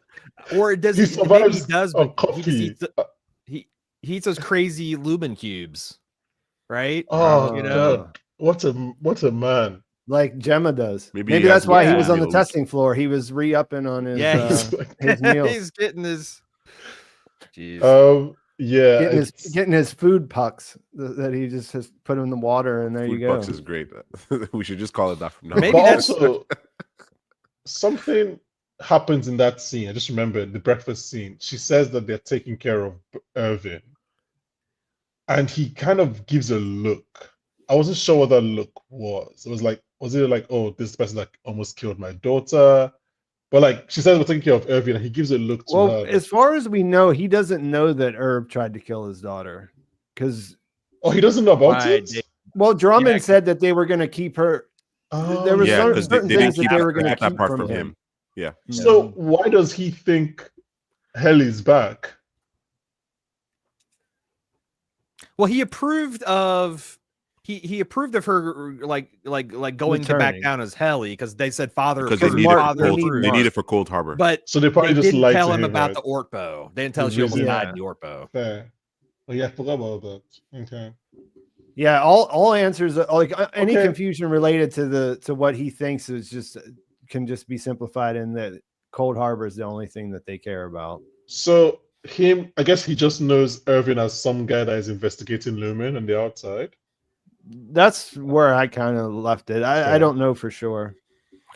Because he definitely, like, there's no reason for Helena to tell him that we're taking care of Irvin if he doesn't know about it. He definitely would have been briefed about that. So I think that look was something along the lines of, are you sure? Like, is it handled? You're sure it's handled type of thing. So we'll see. We'll see how much he's expecting. Okay. So do you have to go? No, actually, my schedule cleared up, so I am here. Okay. That's good. Then, all right. So let's see. One other quick question that I'll pose to all of you. What are your theories on the violence we'll see? I mean, I'm kind of thinking that it's going to be Dr. Maurer related. That's a guy I could see Dying, getting a gruesome end, or being involved in a gruesome end. Yeah, Whenever I you didn't see know that, it could have something to do with whatever is in the Cold Harbor room. Maybe something that it would be could just kind be of what unbearable. Cold Harbor is, huh? Yeah. Did you? Yeah. A war? That would also involve Dr. Maurer. No, Yeah, true. Did That you would involve- see? Did you see that people found out that the baby pin, the baby crib that Mark was putting together, like its brand name was I did see that. Cold Harbor. Yeah. So like it's French going to be the Canadian- parent. She's going to have to deal with parenthood, or I don't know. Like, Or I guess we could talk infertility. about that. That's something that I did want to get into with Coobel. It was Cold Harbor in general. She knows what it is. She doesn't really have any good reason to explain to Mark what it is. The thing about it is, like, you know, there's a lot of, like, after episode 7, there was a lot of theory crafting that involved it that to me that I just couldn't make work in my head. Like, whenever, I get the, like, I feel like all of these things have to have, like, they have to have at least some relationship to the actual corporation that is Lumon. Like, there has to be some kind of practical application for things. And then you also have the other layer of the Kier cult. The Kier cult. Yes. Those two things maybe it just has to do with the revolving. That Jame. Yeah, and whenever you say revolving, then I'm just like, well, okay. What is the revolving? Yeah, you know what I mean? Exactly. And no, I don't mean to be like glib or whatever. I'm just saying that, like, that a lot of this stuff, I just don't think we have the information we need to figure it out. Yeah, I don't think we can't know enough about it yet. Like, we just don't have enough context, because it could literally be anything at this point. But I mean, a lot of people jumped on this idea that it was going to be like she was going to face the fear of death. She was going to it was going to be about grief. These things that were related to what, you know, we saw happen. And then I think you mentioned this too, Aaron. Then there was also this idea about how those ways of the questions that she was asked about dying were things that happened to Helly too. Like, not necessarily exactly, because it's suffocation rather than strangulation, but, you know, she almost got drowned in the Ortbo. So those are things that happened to Helly. But I mean, as far as I was concerned, all of this has been ongoing for quite some time and already decided before any of that stuff happened to Helly. So, like, as far as Cold Harbor is concerned, for me, and you guys can tell me if you have a favorite theory or whatever, for me, what's important is that I feel like we don't have complete enough picture of what they're trying to accomplish to actually know what's going on with it. I do think, I wonder if it does have something to do with the revolving, and they are this, you know, this goes back to big theories about the perpetuity wing and them wanting to, because the big that it might not be cloning, but it might be like, you know, finding a suitable host, like maybe Mark, that and that they're going to try to recreate Kier, or maybe they're going to try to make the current Egan live forever by transferring his consciousness one to the other, and somehow this refining process is important to that. Okay, so a couple of things that I'll throw out there that have been kicking around in my head. After episode 7, one thing that emerged that I hadn't like, beyond like the application stuff that we saw with Gemma going in the different rooms and stuff. The other one was the idea, because we'd always been thinking of Mark as being the special one of the two because of his connection to Gemma. After that episode and all of the emphasis on blood, I did start to wonder if Gemma was not the important one first. You know what I mean? Because she's the one that ends up in the basement, while Mark just happens to be the one who knows the person that ended up in the basement. And you know what I mean? Like, because there's just an overt emphasis on blood in that episode. It felt like to me that's never really something that they talk about directly. It's just there in the background all the time. It could be they need them both though, in like an Adam and Eve kind of way, because like it was almost a package deal. Like he started at Lumon just months after Gemma died. I don't know. Think about well, you figured they aggressively went after him. Like if they faked the car accident and everything else. So it's like so they must have. So maybe they're both important, because if just Gemma was important, then why would they go to Mark? So it's almost like they knew that they needed, because also Mark had the freshman fluke, and we know that once he'd had that, that they were able to replicate his style to all the refiners to increase all their productivity. So it could be that it's a yin and a yang or chicken and egg. Like, yeah, you need them both to make the process work. So then the other thing after this episode is that Coobel said in no uncertain terms that if Cold Harbor is finished, Gemma would already be dead. And as a thing, like that's 100% going to be their plan, right? Is for her to send Mark in to finish Cold Harbor, right? Yeah, it's a Lumon plan. Yeah, he's definitely going. He wants, No, what? Because he can't go back to work without working on the file, most likely. They need 4 more %, man. Yeah. So her plan is going to involve sending Mark in to do the thing that would potentially kill his wife. But from what we know, I don't know what either one of those things mean, but those are the kind of the things that are popping around in my head. Is that the ultimate test to Severance? Because that's what they kept on trying to poke, like to see if Gemma and Mark would recognize each other. Is that the final test of Severance? If they sever Mark again and make him kill Miss Casey? What? Wait, what? I'm just like a lot of in season one. Kill her physically or metaphorically with the file. Kill her physically. Physically, yeah. That's like so when you guys Star Trek: The Next Generation fans? No. But okay, never mind. I can understand what you mean. It's like when they brainwashed Geordi and then they put him in a simulation of 10-4 to have him kill O'Brien to make sure he was like ready to go. I know what you mean. It's just the implication that's still like rocking me. That's what it's still like. That's what I'm saying. Like season 1 is all about Coobel trying to find out like where the boundaries between like, you know, these are people that know each other intimately. And I'm even having her say things about his Audi to his face. And I'm having her use the candle that was her Christmas present, and she's dressed up in the same cut. And it's like, and it's still, and she was almost disappointed, right? That was my read. And Milch is like, you know, this is a good thing. So, like, what is the ultimate test of a husband and wife being severed and not knowing each other? Like having one of them kill the other. But I don't know how they would make, because Mark S would not want to do that. So they'd have to re-sever him and start with like a baseline Mark that they turn into a killer, and so I don't know if I like that theory. Yeah, Pete, to your question, I think like the MDR work from what we know is so again mysterious. To set up the room. That he could go back to work and just act it out. He doesn't have to do any actual MDRing, like to while away time. Because I think he's gonna go to the office the next day, definitely.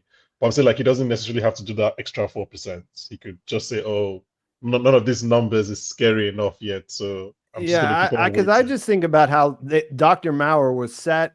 He pulled up a chair to watch the numbers move at 9 a.m. You know, like that's why I was kind of thinking that if he didn't do the work, then everyone's going to be like, "What the fuck is going on?" You know what I mean? Like, why is it not done yet? But the work is essentially like, as long as he's at the desk, the work is essentially refine some numbers when you get a feeling. Like just like, oh, I haven't got the feeling yet.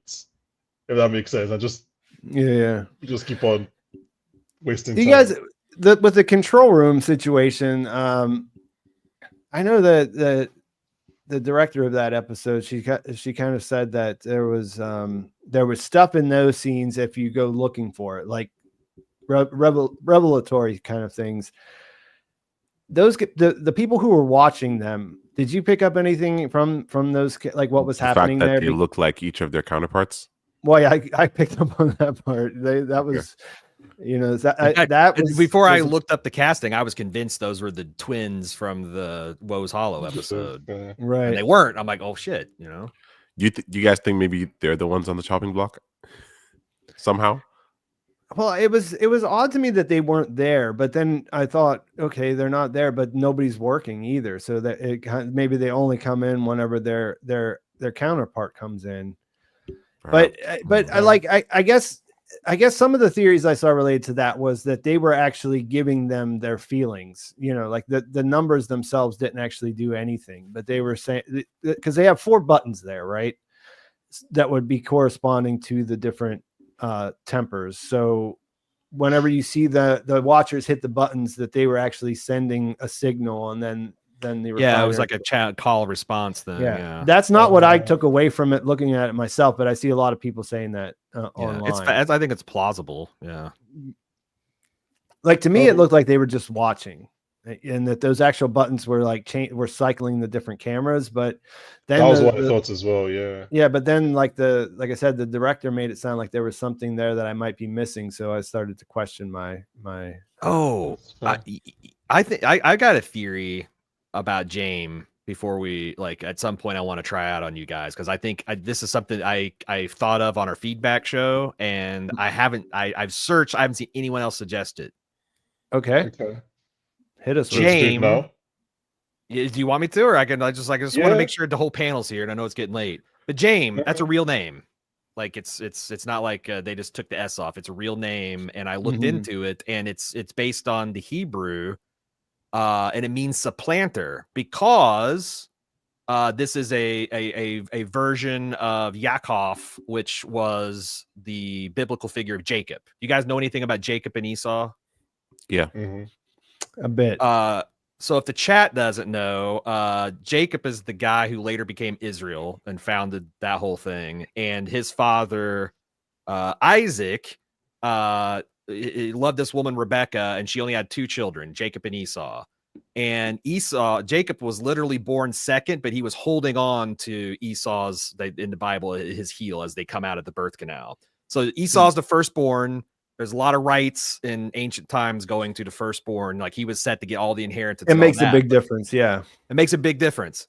So when they got to become of age of men, Isaac really took after Esau. Esau is a man like him. He was a strong man, hunter, strapping, super hairy, masculine to describe him. Jacob was more bookish.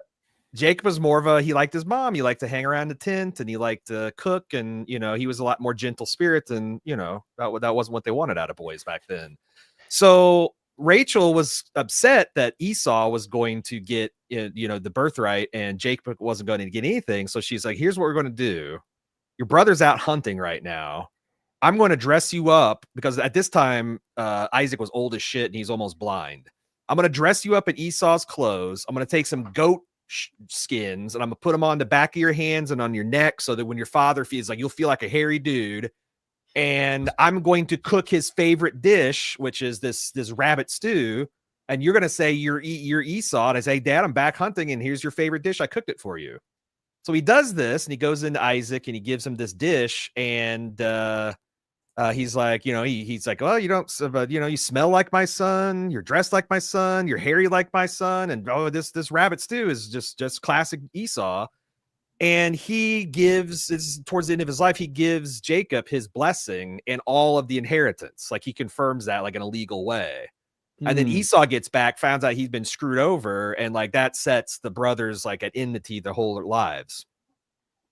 Jame is named after Jacob, who usurped a birthright, who got something he wasn't supposed to deserve. Is this why there is this curious friction between people like Bert and Harmony, where it seems like they're true blue for the Egan Kier stuff, but they have problems with Lumon? Like, I'm thinking of like Bert G last season talking about how, man, the old Lumon teachings that were closer to Kier.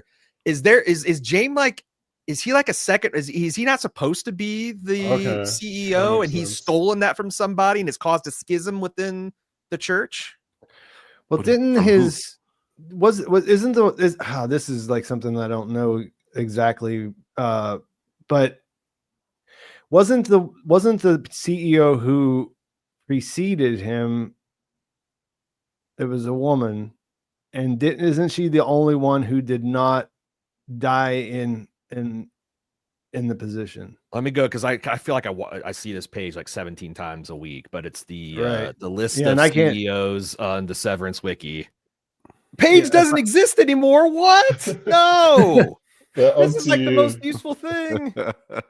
Okay. I found they just moved it. They just did some housekeeping. So Jame was the CEO from 2003 to present. The one before is Lenora Egan, who was from 1999 to 2003, which I think is the shortest reigning Egan of all time. Yeah, and she didn't die. She died after the fact. So you think he usurped her and basically? Why do you think that? Because the wiki says she lived from 1955 to 2003, and she served from 99 to 2003. Maybe I'm wrong then. There's one in the history that's like that.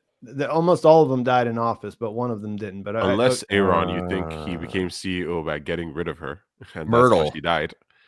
Yeah, it could be because she was a short tenure, and or it's like he had an older brother it was supposed to be, and this kind of ties into Kier's twin, which I think is mostly metaphorical, but he had an evil twin and a good. I don't know. There's, and this all came from me seeing it was supplanting, and I remembered my Bible studies, and I'm like, oh shit, really? This is a form of Jacob? Oh my god, this makes so much sense from the other angle of why there's a split. Someone in the chat just mentioned. He didn't create Severance. This man is a snake oil salesman. Well, this is true. He could have been supplanting people the entire time. Yeah, we know that for sure. Yeah. He definitely stole her valor there for sure. So he could have done anything else. He could have murdered somebody. He could have, I think anything is on the table. Just because of Aaron's earlier theory about how dark things could go. This might be too Handmaid's Tale and too Silo, but like Lumon is the reason they didn't have a child, right? Like Lumon did something to not allow them have a child. Is that just me thinking this? It's not impossible. No. I mean, it crossed my mind because where they met, right, where they were donating blood, like that was a Lumon event. The fertility clinic they go to is also affiliated, and Maurer was there. Yeah. So like I feel like them not having a child was not a coincidence. Lumon at the very least made sure that the fertility stuff didn't work. I feel like that's guaranteed. Like they were her fertility clinic. It didn't work. So those two things seem like obvious. Like they have to be true. But like. There's a question of when Gemma got on their radar in the first place. And if it was at that blood drive, then you could start to wonder if they, if they did they first find out about her when she walked into the fertility clinic, or did they find out about her before that and that landed her in the fertility clinic? I don't think we know the answer to the questions. You guys think Gemma was picked because there's something special about her, not just because she was there? Like you think they picked her for a particular reason?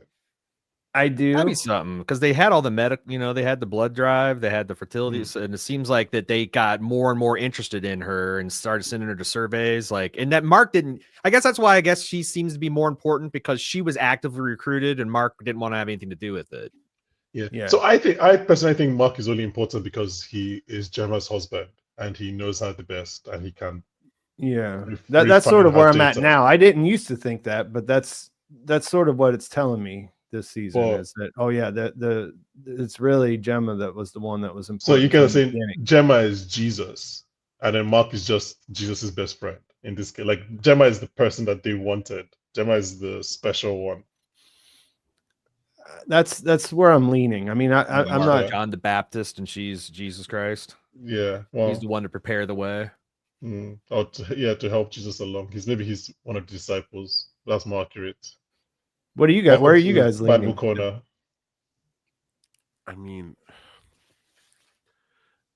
it's hard to say because I get my question from the beginning is like, if Gemma is the important one, why? Like, just why? Not even just why, but why her?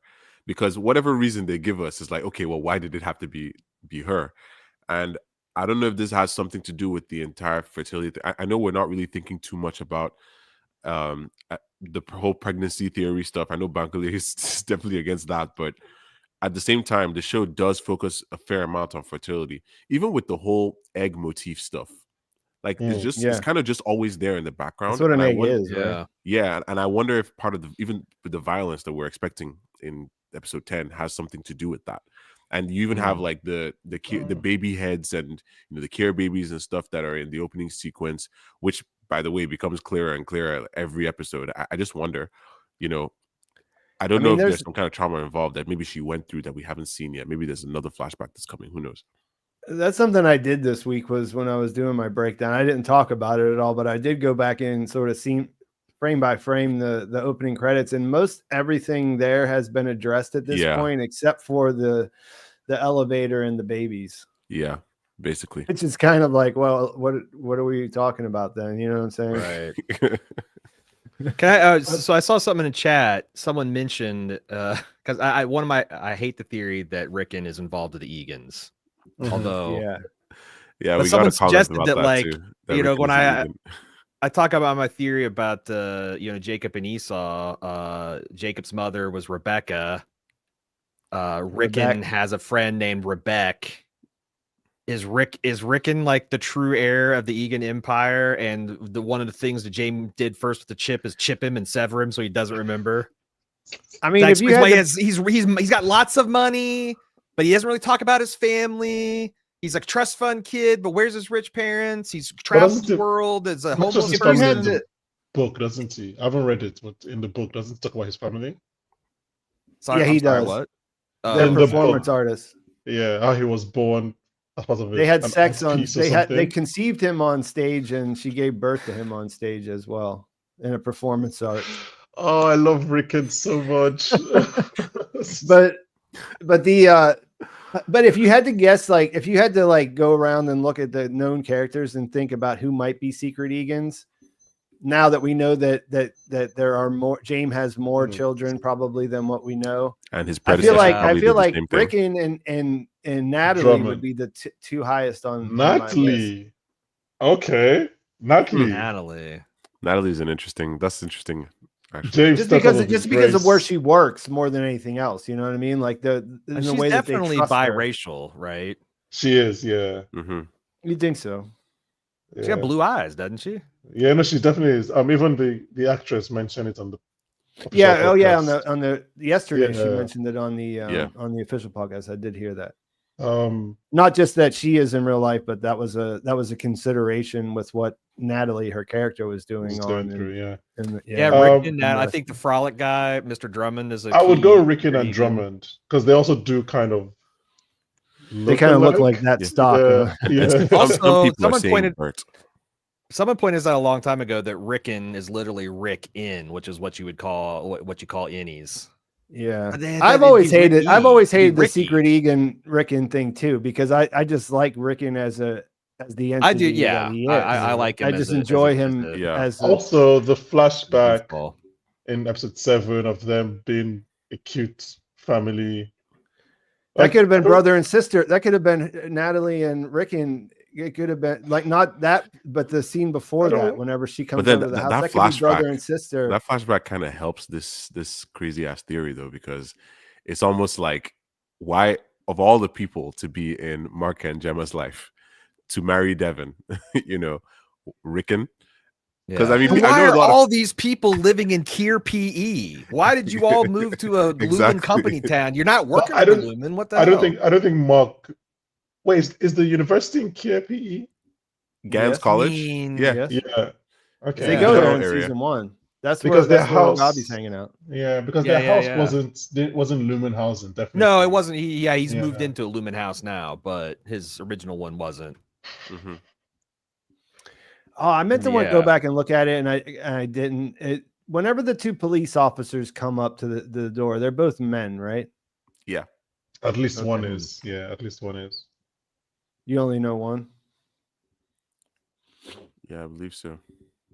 Okay, so the one thing that I did want to talk about before we completely go off the rails and then wrap it up is Milch, actually. That's the one character we didn't really get to talk about directly. I I think, God, it's hard to figure out what's going on with him. We talked about how his background, right? Mm-hmm. And one of the things that I didn't really pick up on early was this idea of moving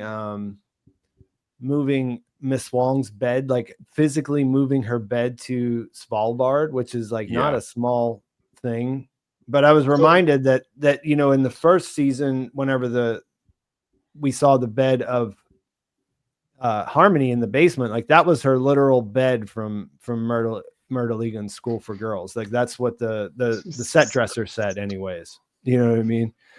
So I'm wondering then, like what do they all have a bed? Like I wonder what's up with Milchek's bed. But like in this, as far as what's important with this episode, we see him go to a place he's never gone before. And it's like one of those things like where if it's a regular job, not like that they don't need him, then he probably gets fired there, right? Because he just crosses a line with his superior, and that doesn't usually end well, right? Yeah. But on the other hand, he's got him dead to rights. Like, you're gonna blow me up for this failing, but I in the severed manager floor, you're above me. Where the hell is Mark? Mark on the severed floor, I'd have this thing brought home. So yeah, it's like, yeah. That's what I like the most about the way this whole thing was set up. Like there was parts that worked better than others, but that's what I liked at the end of the day the most was that he's in that place at the end where he has to admit that like, God, work is work. Work is just work, but not for him. You know what I mean? Like it's not. That's all we know about him. And that's all we've seen that matters to him. So it was really refreshing to see a human part of him that's not related to work, just like being a man, being like, I can't, fuck you, basically eat shit and whatever, you know what I mean? So like, but then the other part though, is that, like the way all of this came together for him in that moment to be like, it would really kind of make sense if you could see him make an actual break from his dedication to indoctrination. Yeah. I don't think it can be a quick break, an easy break. I think all of this it's kind of, I think even when we said, I think it was episode 3, was it? It was episode 3, Pete, with the painting, right? When I was last here. I think it's all just things of Milchek seeing what this company is. Not necessarily like, it's not like a big picture. We're just like, these are the little things that you're getting to see now. And it's like, this is how they think of me. They think to get this new canonized painting. They said I shouldn't use big words. They are emphasized being slightly racist at me. Like maybe it's actually just work. It's like, I think it's all these things like little by little, they like the things are crashing down for his idea of what care is and what Lumon is. He's becoming slowly desensitized. Yes, I think so. And it's like just slowly he's beginning to see like, I don't know, he's just beginning to realize that maybe he was wrong in putting his life and I think he's hard. I think he still wants to do the work, and I think he still believes in it. But it's just every step of the way he's trying to question new. the idea of putting so much value into something that wasn't valuing him. Maybe a year ago he would have been like, I'm not important here, and that's okay. But I think with recent events, and especially with ways that he's been treated, with the whole performance review, things like that, and just the way stuff has been going wrong since he became manager, he's like, is this really, like, should all my attention be in this in the way that it is? Like, what am I getting out of this? Maybe he's starting to ask himself questions like that because he sees the Audis put themselves first literally all the time. Yeah. And I think for him, it's also just like, he's realized that maybe they don't respect him as much as he thought they did.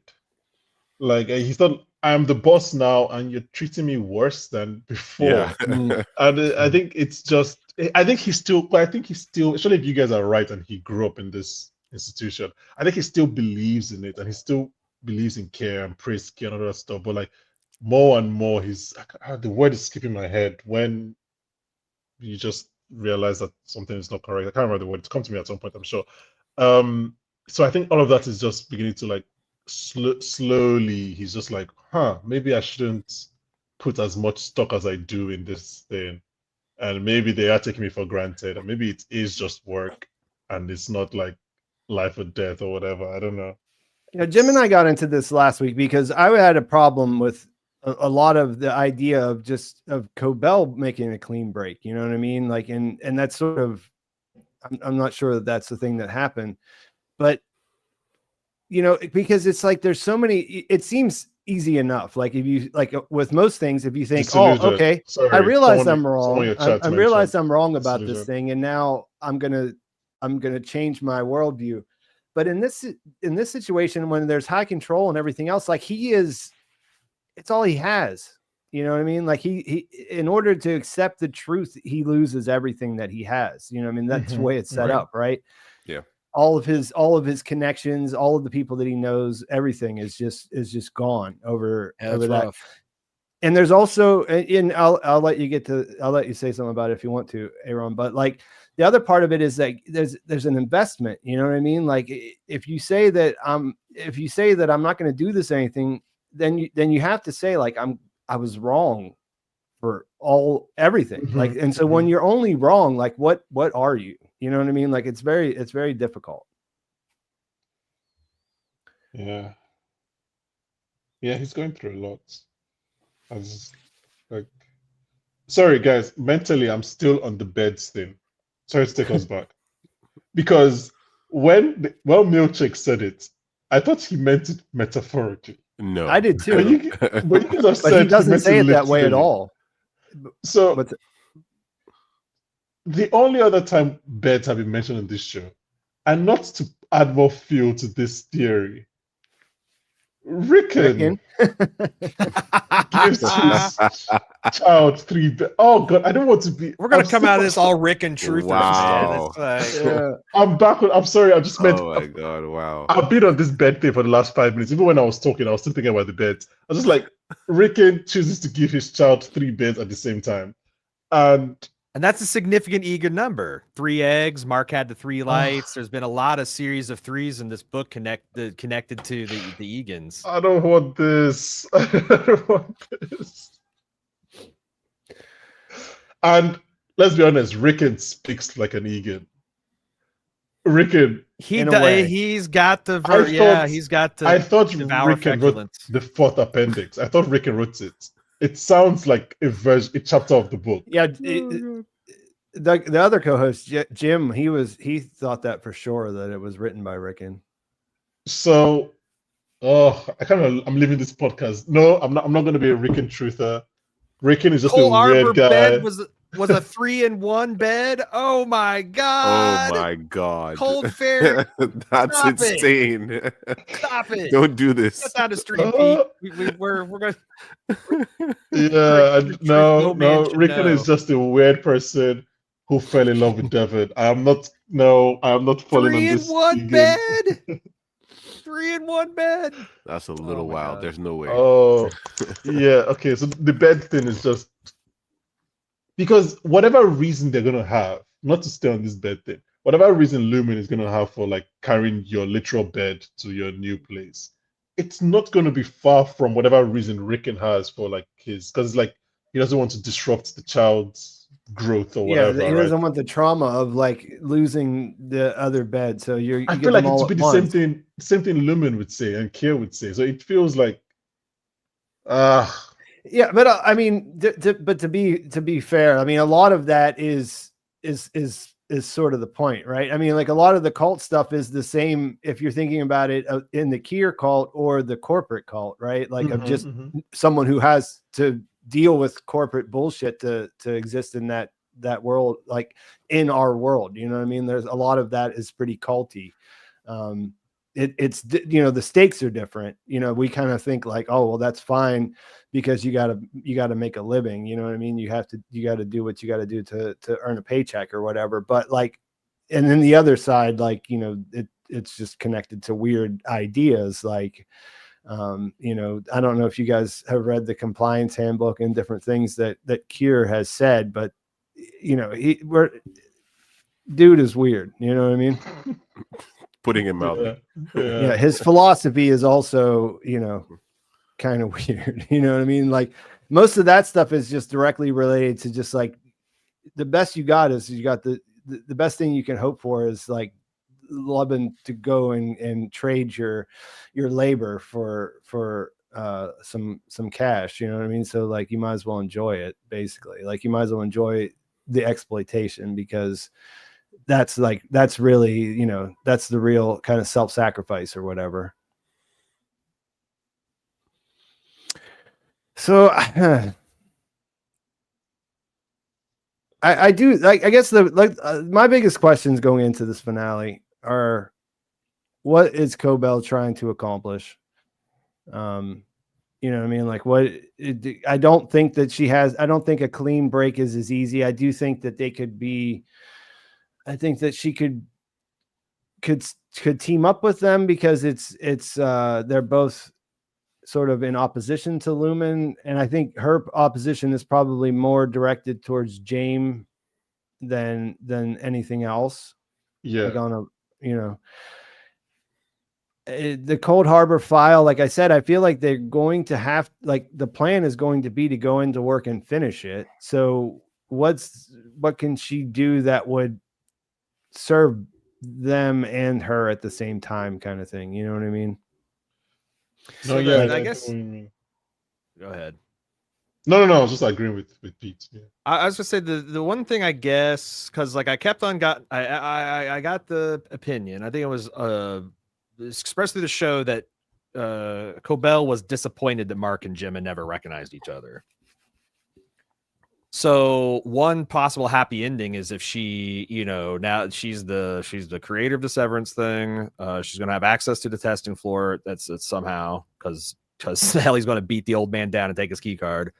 But yeah, that she is a vested interest because it involves returning the pure form of Kier worship to Lumon or whatever. That she's got a vested interest in Mark and Gemma getting back together, recognizing each other, overcoming Severance, integrating, and that all the Eudice stuff has been like red herring misdirection. That they are going to go down there and be able to get her, but. Yeah, because like I don't think they're on the same team. This isn't like even Magneto and Professor X. Like it's like, well, they differ on their methods, but they still kind of agree that, you know, humans and I don't think they want the same thing. No, it's more of like, you know, Optimus Prime and Megatron. Like they might join up against a common threat, but they're not ever going to be on the same side else. And I think Coobel's like that. She might join up with Mark and Jim because it suits her wanting to get back in with Egan, the Egans, and restore the Egans back to, you know, if you go onto the Jame usurper theory.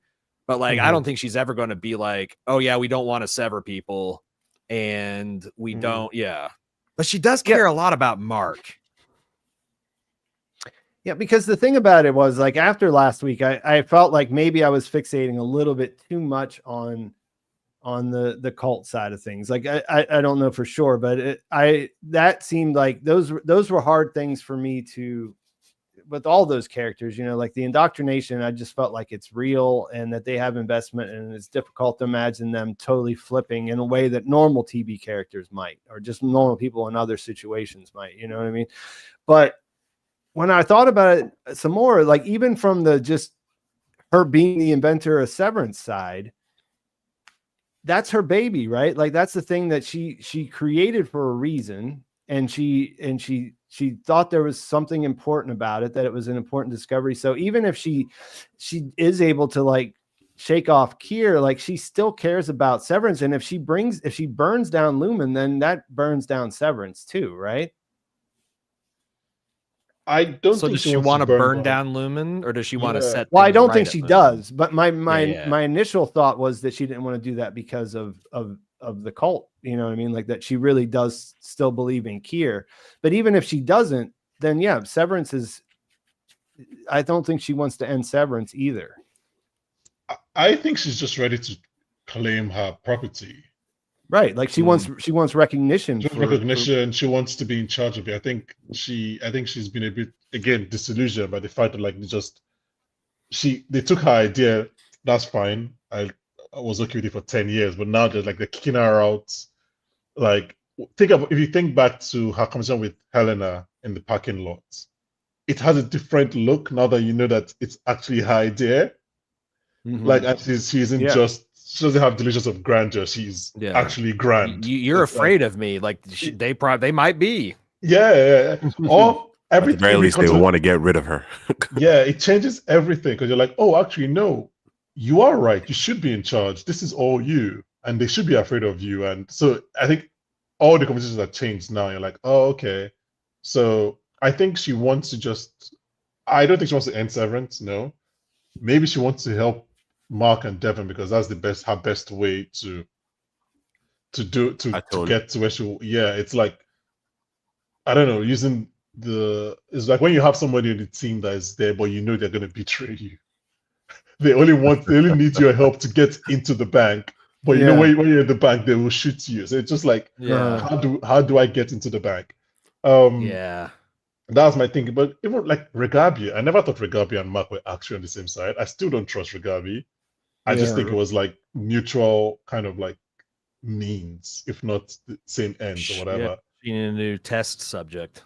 Yeah. So we don't even know why Regabi is so hell bent on reversing Severance in the first place. Like we don't know what her own experience is, what her own motivation is. We just know she wants to reverse it. Yeah, that she worked there, and that like the cover story, I guess, is that she worked there and that she wants to reduce some of the harm or reverse some of the harm. Mm-hmm. But that's pretty thin, you know. Yeah. That she's also very afraid of Coobel. Like that was fear. Like when they mentioned Coobel, she's like, I'm out. Do you think there's a chance she's aware? Coobel tried to kill her. Like, I mean, Grainer was going to kill her if he found her at that place. So it's like she's kind of like a marked woman. She's always on the run from this global multinational company. So I don't think, to your point, I don't think anyone knows that. Yeah, I don't think that's a known fact at all. Yeah. Interesting. Dylan, just quickly, can we just talk about Dylan? Yes. Unless there's more about Coobel. I mean, obviously, it's interesting that he puts in this any resignation form the same episode that he's out. He's like, I'm gonna quit. Might be the first one to get approved. Yeah, like, because Dylan's kind of like, you know what? Yeah, I was coming down there anyway, so you just saved me a trip. But then also, the show has shown us that Outie Dylan isn't really good at work on the outside. He kind of needs the job. He needs this specific job. Yeah, so bad enough to pimp your innie out to your wife? I don't know. I don't know. Well, yeah. But just obviously, I mentioned about how that whole sequence worked for me. Dylan calling Gretchen G. It really hit me, and I don't know why. Like, because it's like one explanation that maybe he still doesn't know his last name. He definitely doesn't know his last name, and I don't think he's used to they're not used to the concept of last names. I think as far as they know, everyone just has a last name initial. So exactly. So to me, like Gretchen G is almost his way of claiming a part of Gretchen. Yeah, he just assumes that on the outside his last name is G, so his wife's last name must be G as well. That's not what I thought, but that's a whole different way of interpreting it. Yeah, that's true. Yeah, well, it was just, I don't know, him just using it was simultaneously funny and also just a bit heartbreaking. That whole sequence was heartbreaking for me, man. When he shouts for her after, like, that was the scene that really landed for me, because the pictures of them, like the happy photos of them on the wall, were all in the background playing while she's leaving. Even the way, obviously, we've all PT on record, we all love Merit Weaver, but like when she sees him go on one knee, like the way her line reading of like, oh God, it's almost like she just didn't expect it was going to happen. It's like, right? Why have I brought him to this point? She was like, she was like, this has gotten out of hand. Yes, I'm not in control of this situation. I should have broke up over a text. I shouldn't have met into real. It's kind of interesting with her too, because she uses that for herself, and she kind of like whenever you see her breaking it off, you realize that she kind of thought of him as something less than human in a way too, right? Like the same way that Outie Dylan does when he sends him into work every day. It's like, this was a thing that was kind of novel and fun while she was there, but like, you know what I mean? Like she got something from going to seeing him, but if she ever played it through in her head, like realistically, she would know that she was going to break his heart eventually.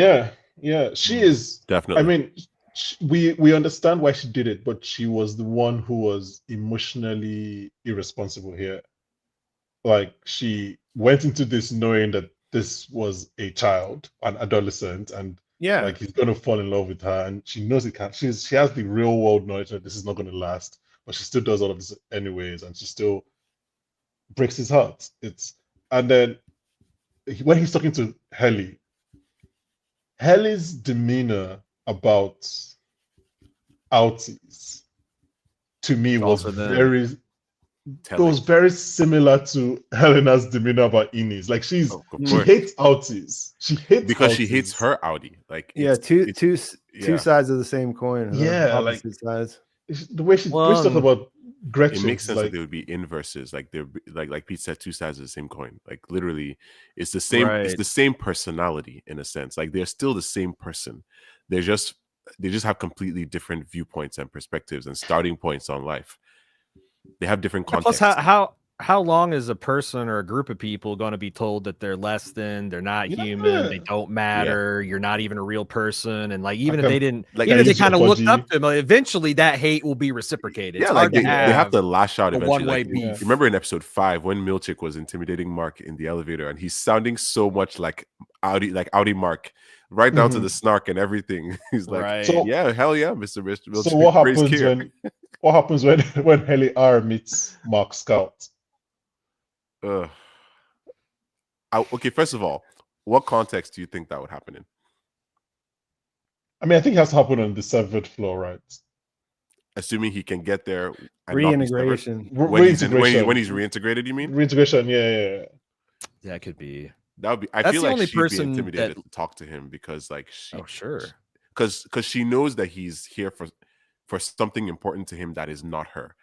So she can't really express everything to him, but maybe she would try. I mean, I don't know. But she hates outies. Sorry, Aaron, she hates outies. I don't think she's gonna. She hates outies, but she loves Mark. I think she likes Mark S. She hates Mark. But that's the thing. Whatever your feelings are towards someone, you would extend that. Like that, she would still kind of project that. The same way Dylan believes his outie was like all these great things, right? And then he meets his Audie's wife, or I guess his wife in his mind, is like he extends that feeling of grandeur to his wife. Is like love by association. It's like I don't know anything about these people. Like Dylan doesn't care about any other Audis. He doesn't care about O&D. He's only cares about his own small circle. He's tribal. Like he is actually aggressive towards people from the outside. Exactly. I feel like they encourage that in Lumon. Exactly. But he didn't feel that way towards Gretchen, and I think there's a reason for that. So I think Helly, despite like. Two things can be true at the same time. Like the fact, the ability to hold those two separate thoughts in one head, like that contributes to the idea of like her being an intelligent person. So, yeah. I was just popping that up there because we were talking about things that we hadn't seen from the Coobel's car. Yeah, Coobel's car was there. I was definitely on the lookout when I saw water whenever they pulled up in the last episode, but then she was still in the Hampton's truck. Well, Pete, it's getting kind of late. I need to be heading down the dusty trail, but it has been a real fun time talking to you three gentlemen about Severance. I tell you what. Same here. Likewise, sir. I think. Yeah, we could continue, or we could all just pack it in. What do you guys think? Well, I mean, if Aaron's leaving, we could ask the chat. Do you have any questions to wrap up? Give me some more super chats that you want to that we need to read. There may be one more super chat there. Let me see here.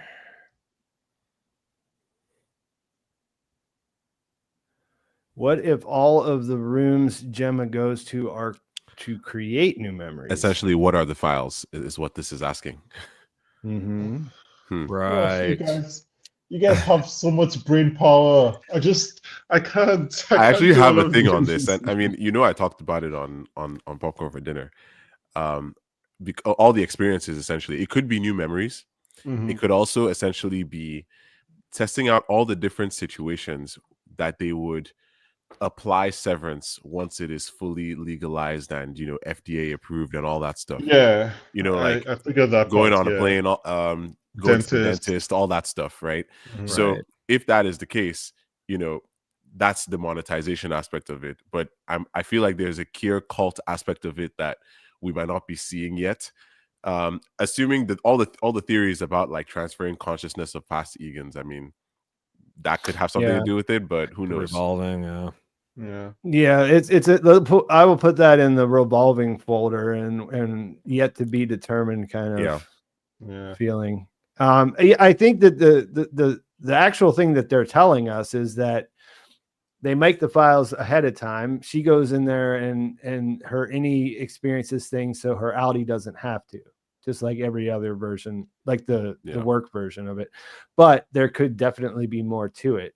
So I have a feeling that we'll have a different idea about it after the 76 minutes that we have coming. Just quickly, because I know everyone has to go. So it's Mark finishes working on the file, and then the room is created. That's the way that it appears to happen. Seems like it. Yeah, because Although he's not finished with Cold Harbor. Well, I guess when he starts working on the file, maybe that's when the room gets created, when the file gets opened. Yeah, because she said she said in 7 that the name just got up there, and if you go back and you check the timeline on Cold Harbor, he had been working on it for a while at that time. So I think they were like, he's going to finish. She won't very enter soon it until she won't enter the room until it's 100%. And that's already the last room. So once he's in there, but then why are they killing her? So like, would she stop going to the Allentown and Cairns and all the other rooms? Like, we should just stay in Cold Harbor? No, because it seems like it was kind of a random assortment each day. She's got 6 rooms here. She got 4 rooms there. Yeah. And Gemma is the main one. So maybe they didn't mean literally killing her. I don't know. And also, there's the other question. It sounded pretty literal. There's no way that Cold Harbor will be finished, though, right? Unless Harmony says there's only one way to do it. You got to finish Cold Harbor, then bum rush the basement. Like, which is 100% what I expect is happening right now. Like I feel like that. Like I don't know if you guys saw the thumbnail of the next episode, and if you can see he was at work, wasn't he? He's at work in front of his terminal doing the file. But my thing is like refining. Is it like we don't know? We don't know, but that's what that was. That's my theory. What if he's not actually refining? What if he's just whiling away time? Yeah. He's like because that's very risky. That's very risky. You're saying we're gonna do the little 4% and then run. He doesn't have a black card. Like I just feel like when I think of all the different scenarios, like I feel like that's the thing that she's gonna have to tell him to do is that he has to go to work. He pretend that he doesn't have a plan, but have this plan because that's what she has. Is she has access to the innie. Nobody can anticipate that's there. They think when the innie comes in, he's the innie and he has no knowledge of anything except for he'll know that Cold Harbor is tied to his outie's wife and all that other kind of stuff. So she's going to tell him that he has to finish it. And we're not going to know whether that's going to be good for him or bad for him. We'll know that it's going to do something for her. We know that we can't trust her. You know what I mean? Like that's where the tension I feel like is going to come from. Is like, okay, we're going to watch him finish this file, and then what's going to happen? Yeah, that seems very risky, but yeah, it definitely does. But that's why it would be exciting. Right? Any other questions to wrap up? Yeah, thank you, Gordon Freeman, for the 5. It says some teaser footage shows Keir Egan's wax figure's head rotating. Could this be another subtle nod to the Twilight Zone episode, The After Hours? Yeah, so if you watch The After Hours this weekend, that's all I know. Yeah, it's a fun little episode. I like the Twilight Zone anyway, so if you're into that, then it's worth a watch. I've never watched. I will say the one thing about the bum rush in the basement, they have an army. That the goat people have already sworn their allegiance in servants of rescuing Miss Casey. So there's like 16 bruisers. Like I want to see that black goat skin wearing guy, what he can do. Yeah, they can. That'd be a hard thing to deal with. Goat people. You got to go down the elevator one at a time because it's not big enough for everybody. But it's one thing to be like, we will help you. It's another thing to like, we're going to fight our oppressors. That's true. Yeah. But come on, it's Gwendolyn Christie. Brianna Tarth not going to go on a quest. Come on. So I've been seeing in the chat that the cast list for the next episode is a spoiler. So I'll just try to avoid. If you're like me, I'm going to avoid looking at the cast list. Apparently on IMDb. I don't know if IMDb is it's probably not verified, but just it's It's been on the chat especially- all Yeah, episode. future episodes. Yeah, so this question. You just made me go look at it right now. I just said don't. I literally just said Don't do this. Don't go look at it. All I Keep can up see to right now. avoid the I didn't spoiler guy, scroll you know? down. All I can see right now is Adam Scott and Britt Lauer. Yeah, No that's- way. I actually- They're in the finale. Wow, Yeah. that's I what actually a am not going to look Sunday. at it though because I think I'm going to make a preview video this week. And Yeah, I don't need to look at that. so I don't think it's gonna be 3 years, by the way. I don't think it's gonna be 3 years. Yeah, I don't think Nah, it's that gonna be was as that long. was I think- pandemic and strike. And strikes. I think they've Yeah. already written the next season. So I how many would more say- seasons? I think they have at least 4 in them. 4. At Did they least. say I think they have at exactly least- 4? Like, didn't Erickson say that? Like it's a 4 episode or 4 season. I think arc? it's at 4 or 6. I think Yeah, something like like that. 4 to 6 is what. Okay, well, that's a because they range. know the end. They're kind of just Yeah, having fun yeah. getting there because they know like specific points that they want to reach. It's kind of like the way Ichiro Oda writes One Piece. Like you kind of know where you're going, but Yeah. like you can kind of like you can change things along the way, so to speak. Yeah. So I think in general, the shorter is the better on these puzzle box shows. I think yeah, you don't want to. because it's you're playing fire trying to drag this out 5-6 seasons. Especially with But I mean, attention span now, people are pouring over every Well- scene, pausing things. Like we don't want to risk it. Well, that's what I was, that's one of the things too, where we're at right now. It's like, I really, and I know that both of you guys that have been on here before, I know that we've talked about this in the past, but it's really hard to see if we agree that the MDR days of going in and punching the clock and sitting around with the Right. banter at the monitors, if that's over, where does the rest of the story yeah, take what is place? this? It's They'd have to figure out Just like a Mission post- Impossible, where they break into a different Lumen I mean, facility. Through they'd have to air reinvent yeah, they vents. just themselves go around the somehow. world Every and I would, turns into a spy thriller. Got to go to Svalbard and invade the seed bank. Yeah, because like from the perspective of the show, there has to be some kind of reinvention. But from the perspective it has of like to, unless inside it, like I like within the said. context, like it's like How many what of you would the guys people thought that be we- doing? But how many of you guys thought we'd be back refining after the end of season 1? Because me and Jim were like, "There's how are they going to do it?" Yeah. but So as it's I'm like- saying, like I didn't see how we're gonna go ahead the start of the season, and they found a way to make this season work. So I feel like there's definitely a story there. Actually, what happens next week? What happens next week could be very interesting because again, Well, industry's kind of like that too, right? You know what I mean? Like that's a different beast. that's the thing that made that show go was the office banter in the beginning, and like that's Mhm. kind of gone from it now. It actually Yeah. Well, reminds me. let me ask you this: on the top side, who knows about what's going on, the sinister stuff on the inside of Severance besides Devin or Audi Irv? Because I'm thinking, like, what if they wanted to get him back into Severance 4, they could kind of hit the reset button by like killing Devin, wiping, running some kind of reverse Glasgow block on Mark and Dylan and Irv, and they don't need to do it on Helena because she'd be on the boat, and they just get him back down there, keep refining. Although the mission's done, Gemma's done. I don't Yeah. think they're refining anymore. I think we're Unless they done with find a way refining. for refining to have a new motivation, like basically they have to Yeah. refine in order to achieve whatever their new goal is for season 3. I think that it's something they can pull off. Like it actually reminds me a little wouldn't bit bet of against them. Westworld. Like Westworld kind of had to reinvent itself each season. It reached a point where it's like we have to leave the parks, right? Yeah, But like Westworld but that is not didn't the go great well the way they comparison. did it. Yeah, They it's not invented the themselves great- that in That's cancellation. the issue because like they kind of went too far. But I feel like Severance does a good job of continuing where it leaves off, so it doesn't feel like you've strayed into like Yeah, a completely new paradigm. I think we're evolving. I don't think it's not a sitcom. It's not The Office. Like I feel like we're evolving. I think we're gonna be Yeah. past. There was what? How many times do we refine this season? Twice? True. Maybe It's been once? very light on refining. The end of Yeah. episode 1, and then when Mark was angry that like Yeah, Helena it's been a was long Helly. time since they refined macro data. We I'll tell you haven't. Yeah, I don't think. I think we're done with refining. I think it's not really the central plot of the story anymore. Yeah. I so may be yeah, wrong, and- but I think we're gonna go. no, past it. I agree, and that's what we've been saying for a while. And I just said it can be frightening or it can be exciting. I think I'm in the camp of exciting. I think think it's it's exciting exciting, that we yeah. don't know what's going to happen next. I like what Harry said in chat that we're about to find out if this is a great show or the greatest show of all time. Like if they can pull off some of this stuff, and because another show that I really love and pulled off the reinvention thing each season effortlessly is The Leftovers.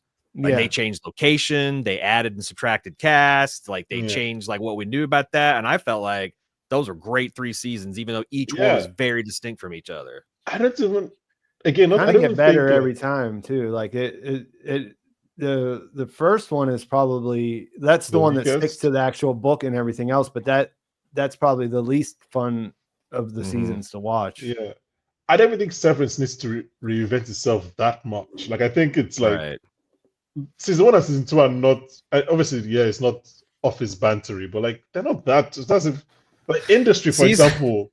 Every season 3 is a different show. Well, another show that season 3 is going to open on a Russian submarine and they're launching nukes.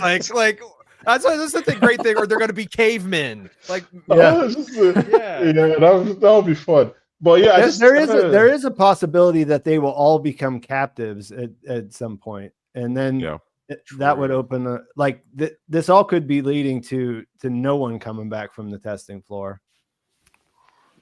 So my thought about the finale is that season 1 it was frustrating where it ended, yes, but it was a jubilant finale. It was tense, but it was like we're happy to see these guys working together and they won. They accomplished what they were trying to accomplish. I think next week is going to be very sad. I don't think next week is going to be a cheerful finale. That's what it's set up to be. Like everything that they've said subtextually means this is going to be a heartbreaker. 100%. I think we're going to be sad next week. Cliffhanger the same, 100%. Like they can do that. There's going to be that. It's not. Well, define the cliffhanger. I don't know that like it can literally be like a Batman. Gemma's tied up over a saw blade. Find out what happens next season. It's that they have to resolve. It has to be a she's alive type. It's a she's alive. She's alive. She's alive type. Type. Arquette yelling, "She's dead," and then it goes. Alive. She. That might be underwhelming when you say we'll see what they can do. But it won't be the same. It won't be the same feeling we had watching the first season. This will be a lot more harrowing, I think, and I think we're going to be quite sad and like broken. I think.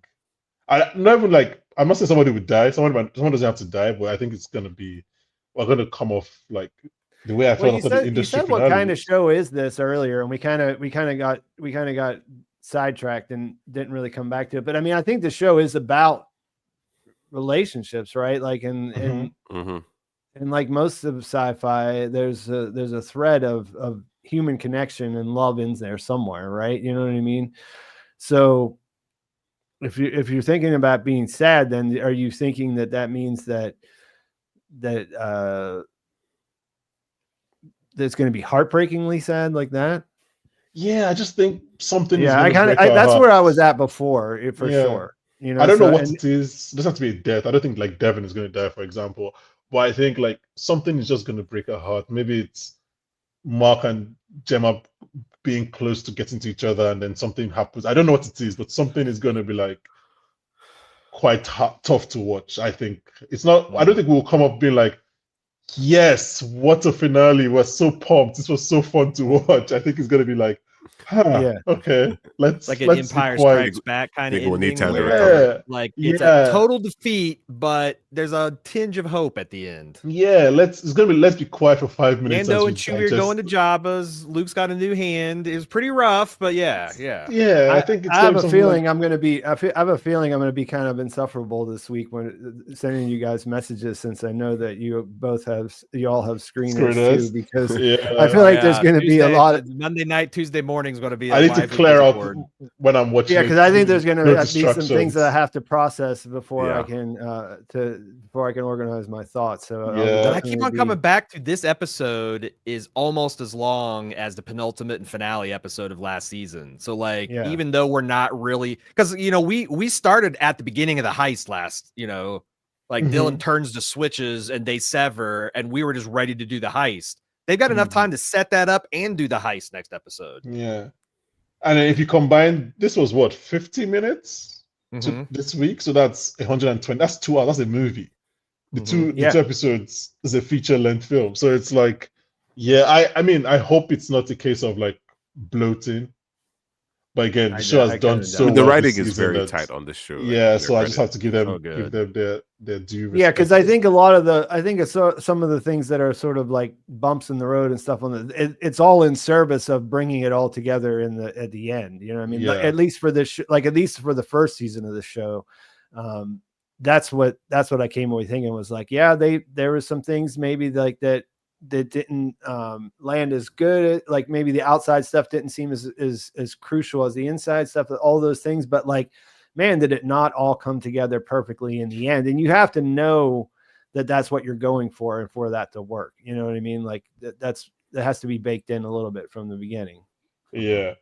I think so like when people were complaining about last episode, like for instance, Coobel, the sweet vitriol, the Coobel story. I was just thinking the whole time, I was like, this isn't the most fun or like my favorite episode, but this is necessary to whatever's going to happen in the next two. It's already paying off.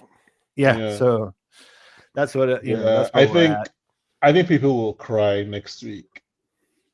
Like I just feel like I just don't know why. I just feel like this is not going to be a fun episode, to watch.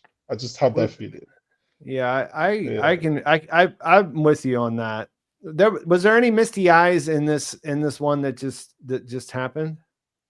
Episode 9, because I'm kind of like Britt and Irvin. Not for me, but like for other people. Yeah, get to meet. Yeah. I'm pretty susceptible Gemma to episode it. Got me pretty dusty eyed, but yeah, there was no big moments in this one that forced me to like fight it or anything. Like that. It's like just like we're like, okay. Yeah, I think the Britt and everything might have worked for some people. Yeah, that was the one that was the one that came closest. Like definitely whenever he said, I don't know, like I was like, oh shit, that's a thing. That's a thing that happens to humans sometimes. It really sucks, Yeah. But all right. Well, I think that this is probably we could probably keep going like this. I was about to say, Pete, getting off with you is about as hard as getting off the phone with my dad. It's like saying goodbye is an hour-long process. Hey, Dad, I got, my kid just got home. I got, okay, I'll see you later. Hey, did I tell you about your aunt? Like that? Yeah. So sorry. You did make your exit known, and I didn't mean to stretch it out like that. Hey, man, I could have hung up at any time. Good luck with you guys on the finale. That will be real quick. If you guys want to plug and all that, just again because a lot of people obviously that are here now were not here in the beginning when you did that. Everybody, do you want to take it? Yeah, for sure. So Bunkley and I are from the Popcorn for Dinner podcast. We cover Severance every single week. You'll find me there with a bunch of other people on our team. We're having a complete blast doing so. And we're also covering a bunch of other stuff. We've been covering Invincible season 3. We've just finished that. I was actually on the episode that covered the finale with our team that's doing that one. Bankole over here is covering Yellow Jackets and The White Lotus. So we have our hands full right now. And we're going to be covering a few other things down the line, including The Last of Us 2. So stay tuned. And Aaron? And I'm Aaron. I do a podcast with my buddy Jim over at baldmove.com. And honestly, doing a lot of the same stuff these guys are doing. Severance, we got 2 podcasts a week on that. One that drops when the episode drops, and then a feedback show midweek. We got Yellow Jackets. We got we're about to start Andor. We're doing Andor season 1 starting next week, leading up to the season 2 coverage. The Last of Us, Night of the Seven Kingdoms, all the stuff you're looking forward to this year. Baldmove.com. All right. And, Aaron, you have been here 50% of the time. You and your co-host, Jim, there from Bald Move, have agreed to co-host with me. Bankole came in whenever you couldn't be here. So I wanted to thank all of you guys for helping make this stream happen. This was very fun. Fulfilling even. I mean, I love talking about TV. That's the annoying thing. Yeah, me too. If I could just do it and all the extra work, somebody else could do that. Right. TV is great. So it's like yeah. So all right. thanks for everyone that came out. Thanks for all the everyone. questions and comments and super chats. Really appreciate it. I've been laughing at the chat all evening. The chat is Yeah, having its chat's been own. good. And So we'll be thanks, back. everyone. I'll be back next week, and we'll be wrapping it up. So see you then. And I'll be back next week. Can't get rid of me. That's Like a an 3-hour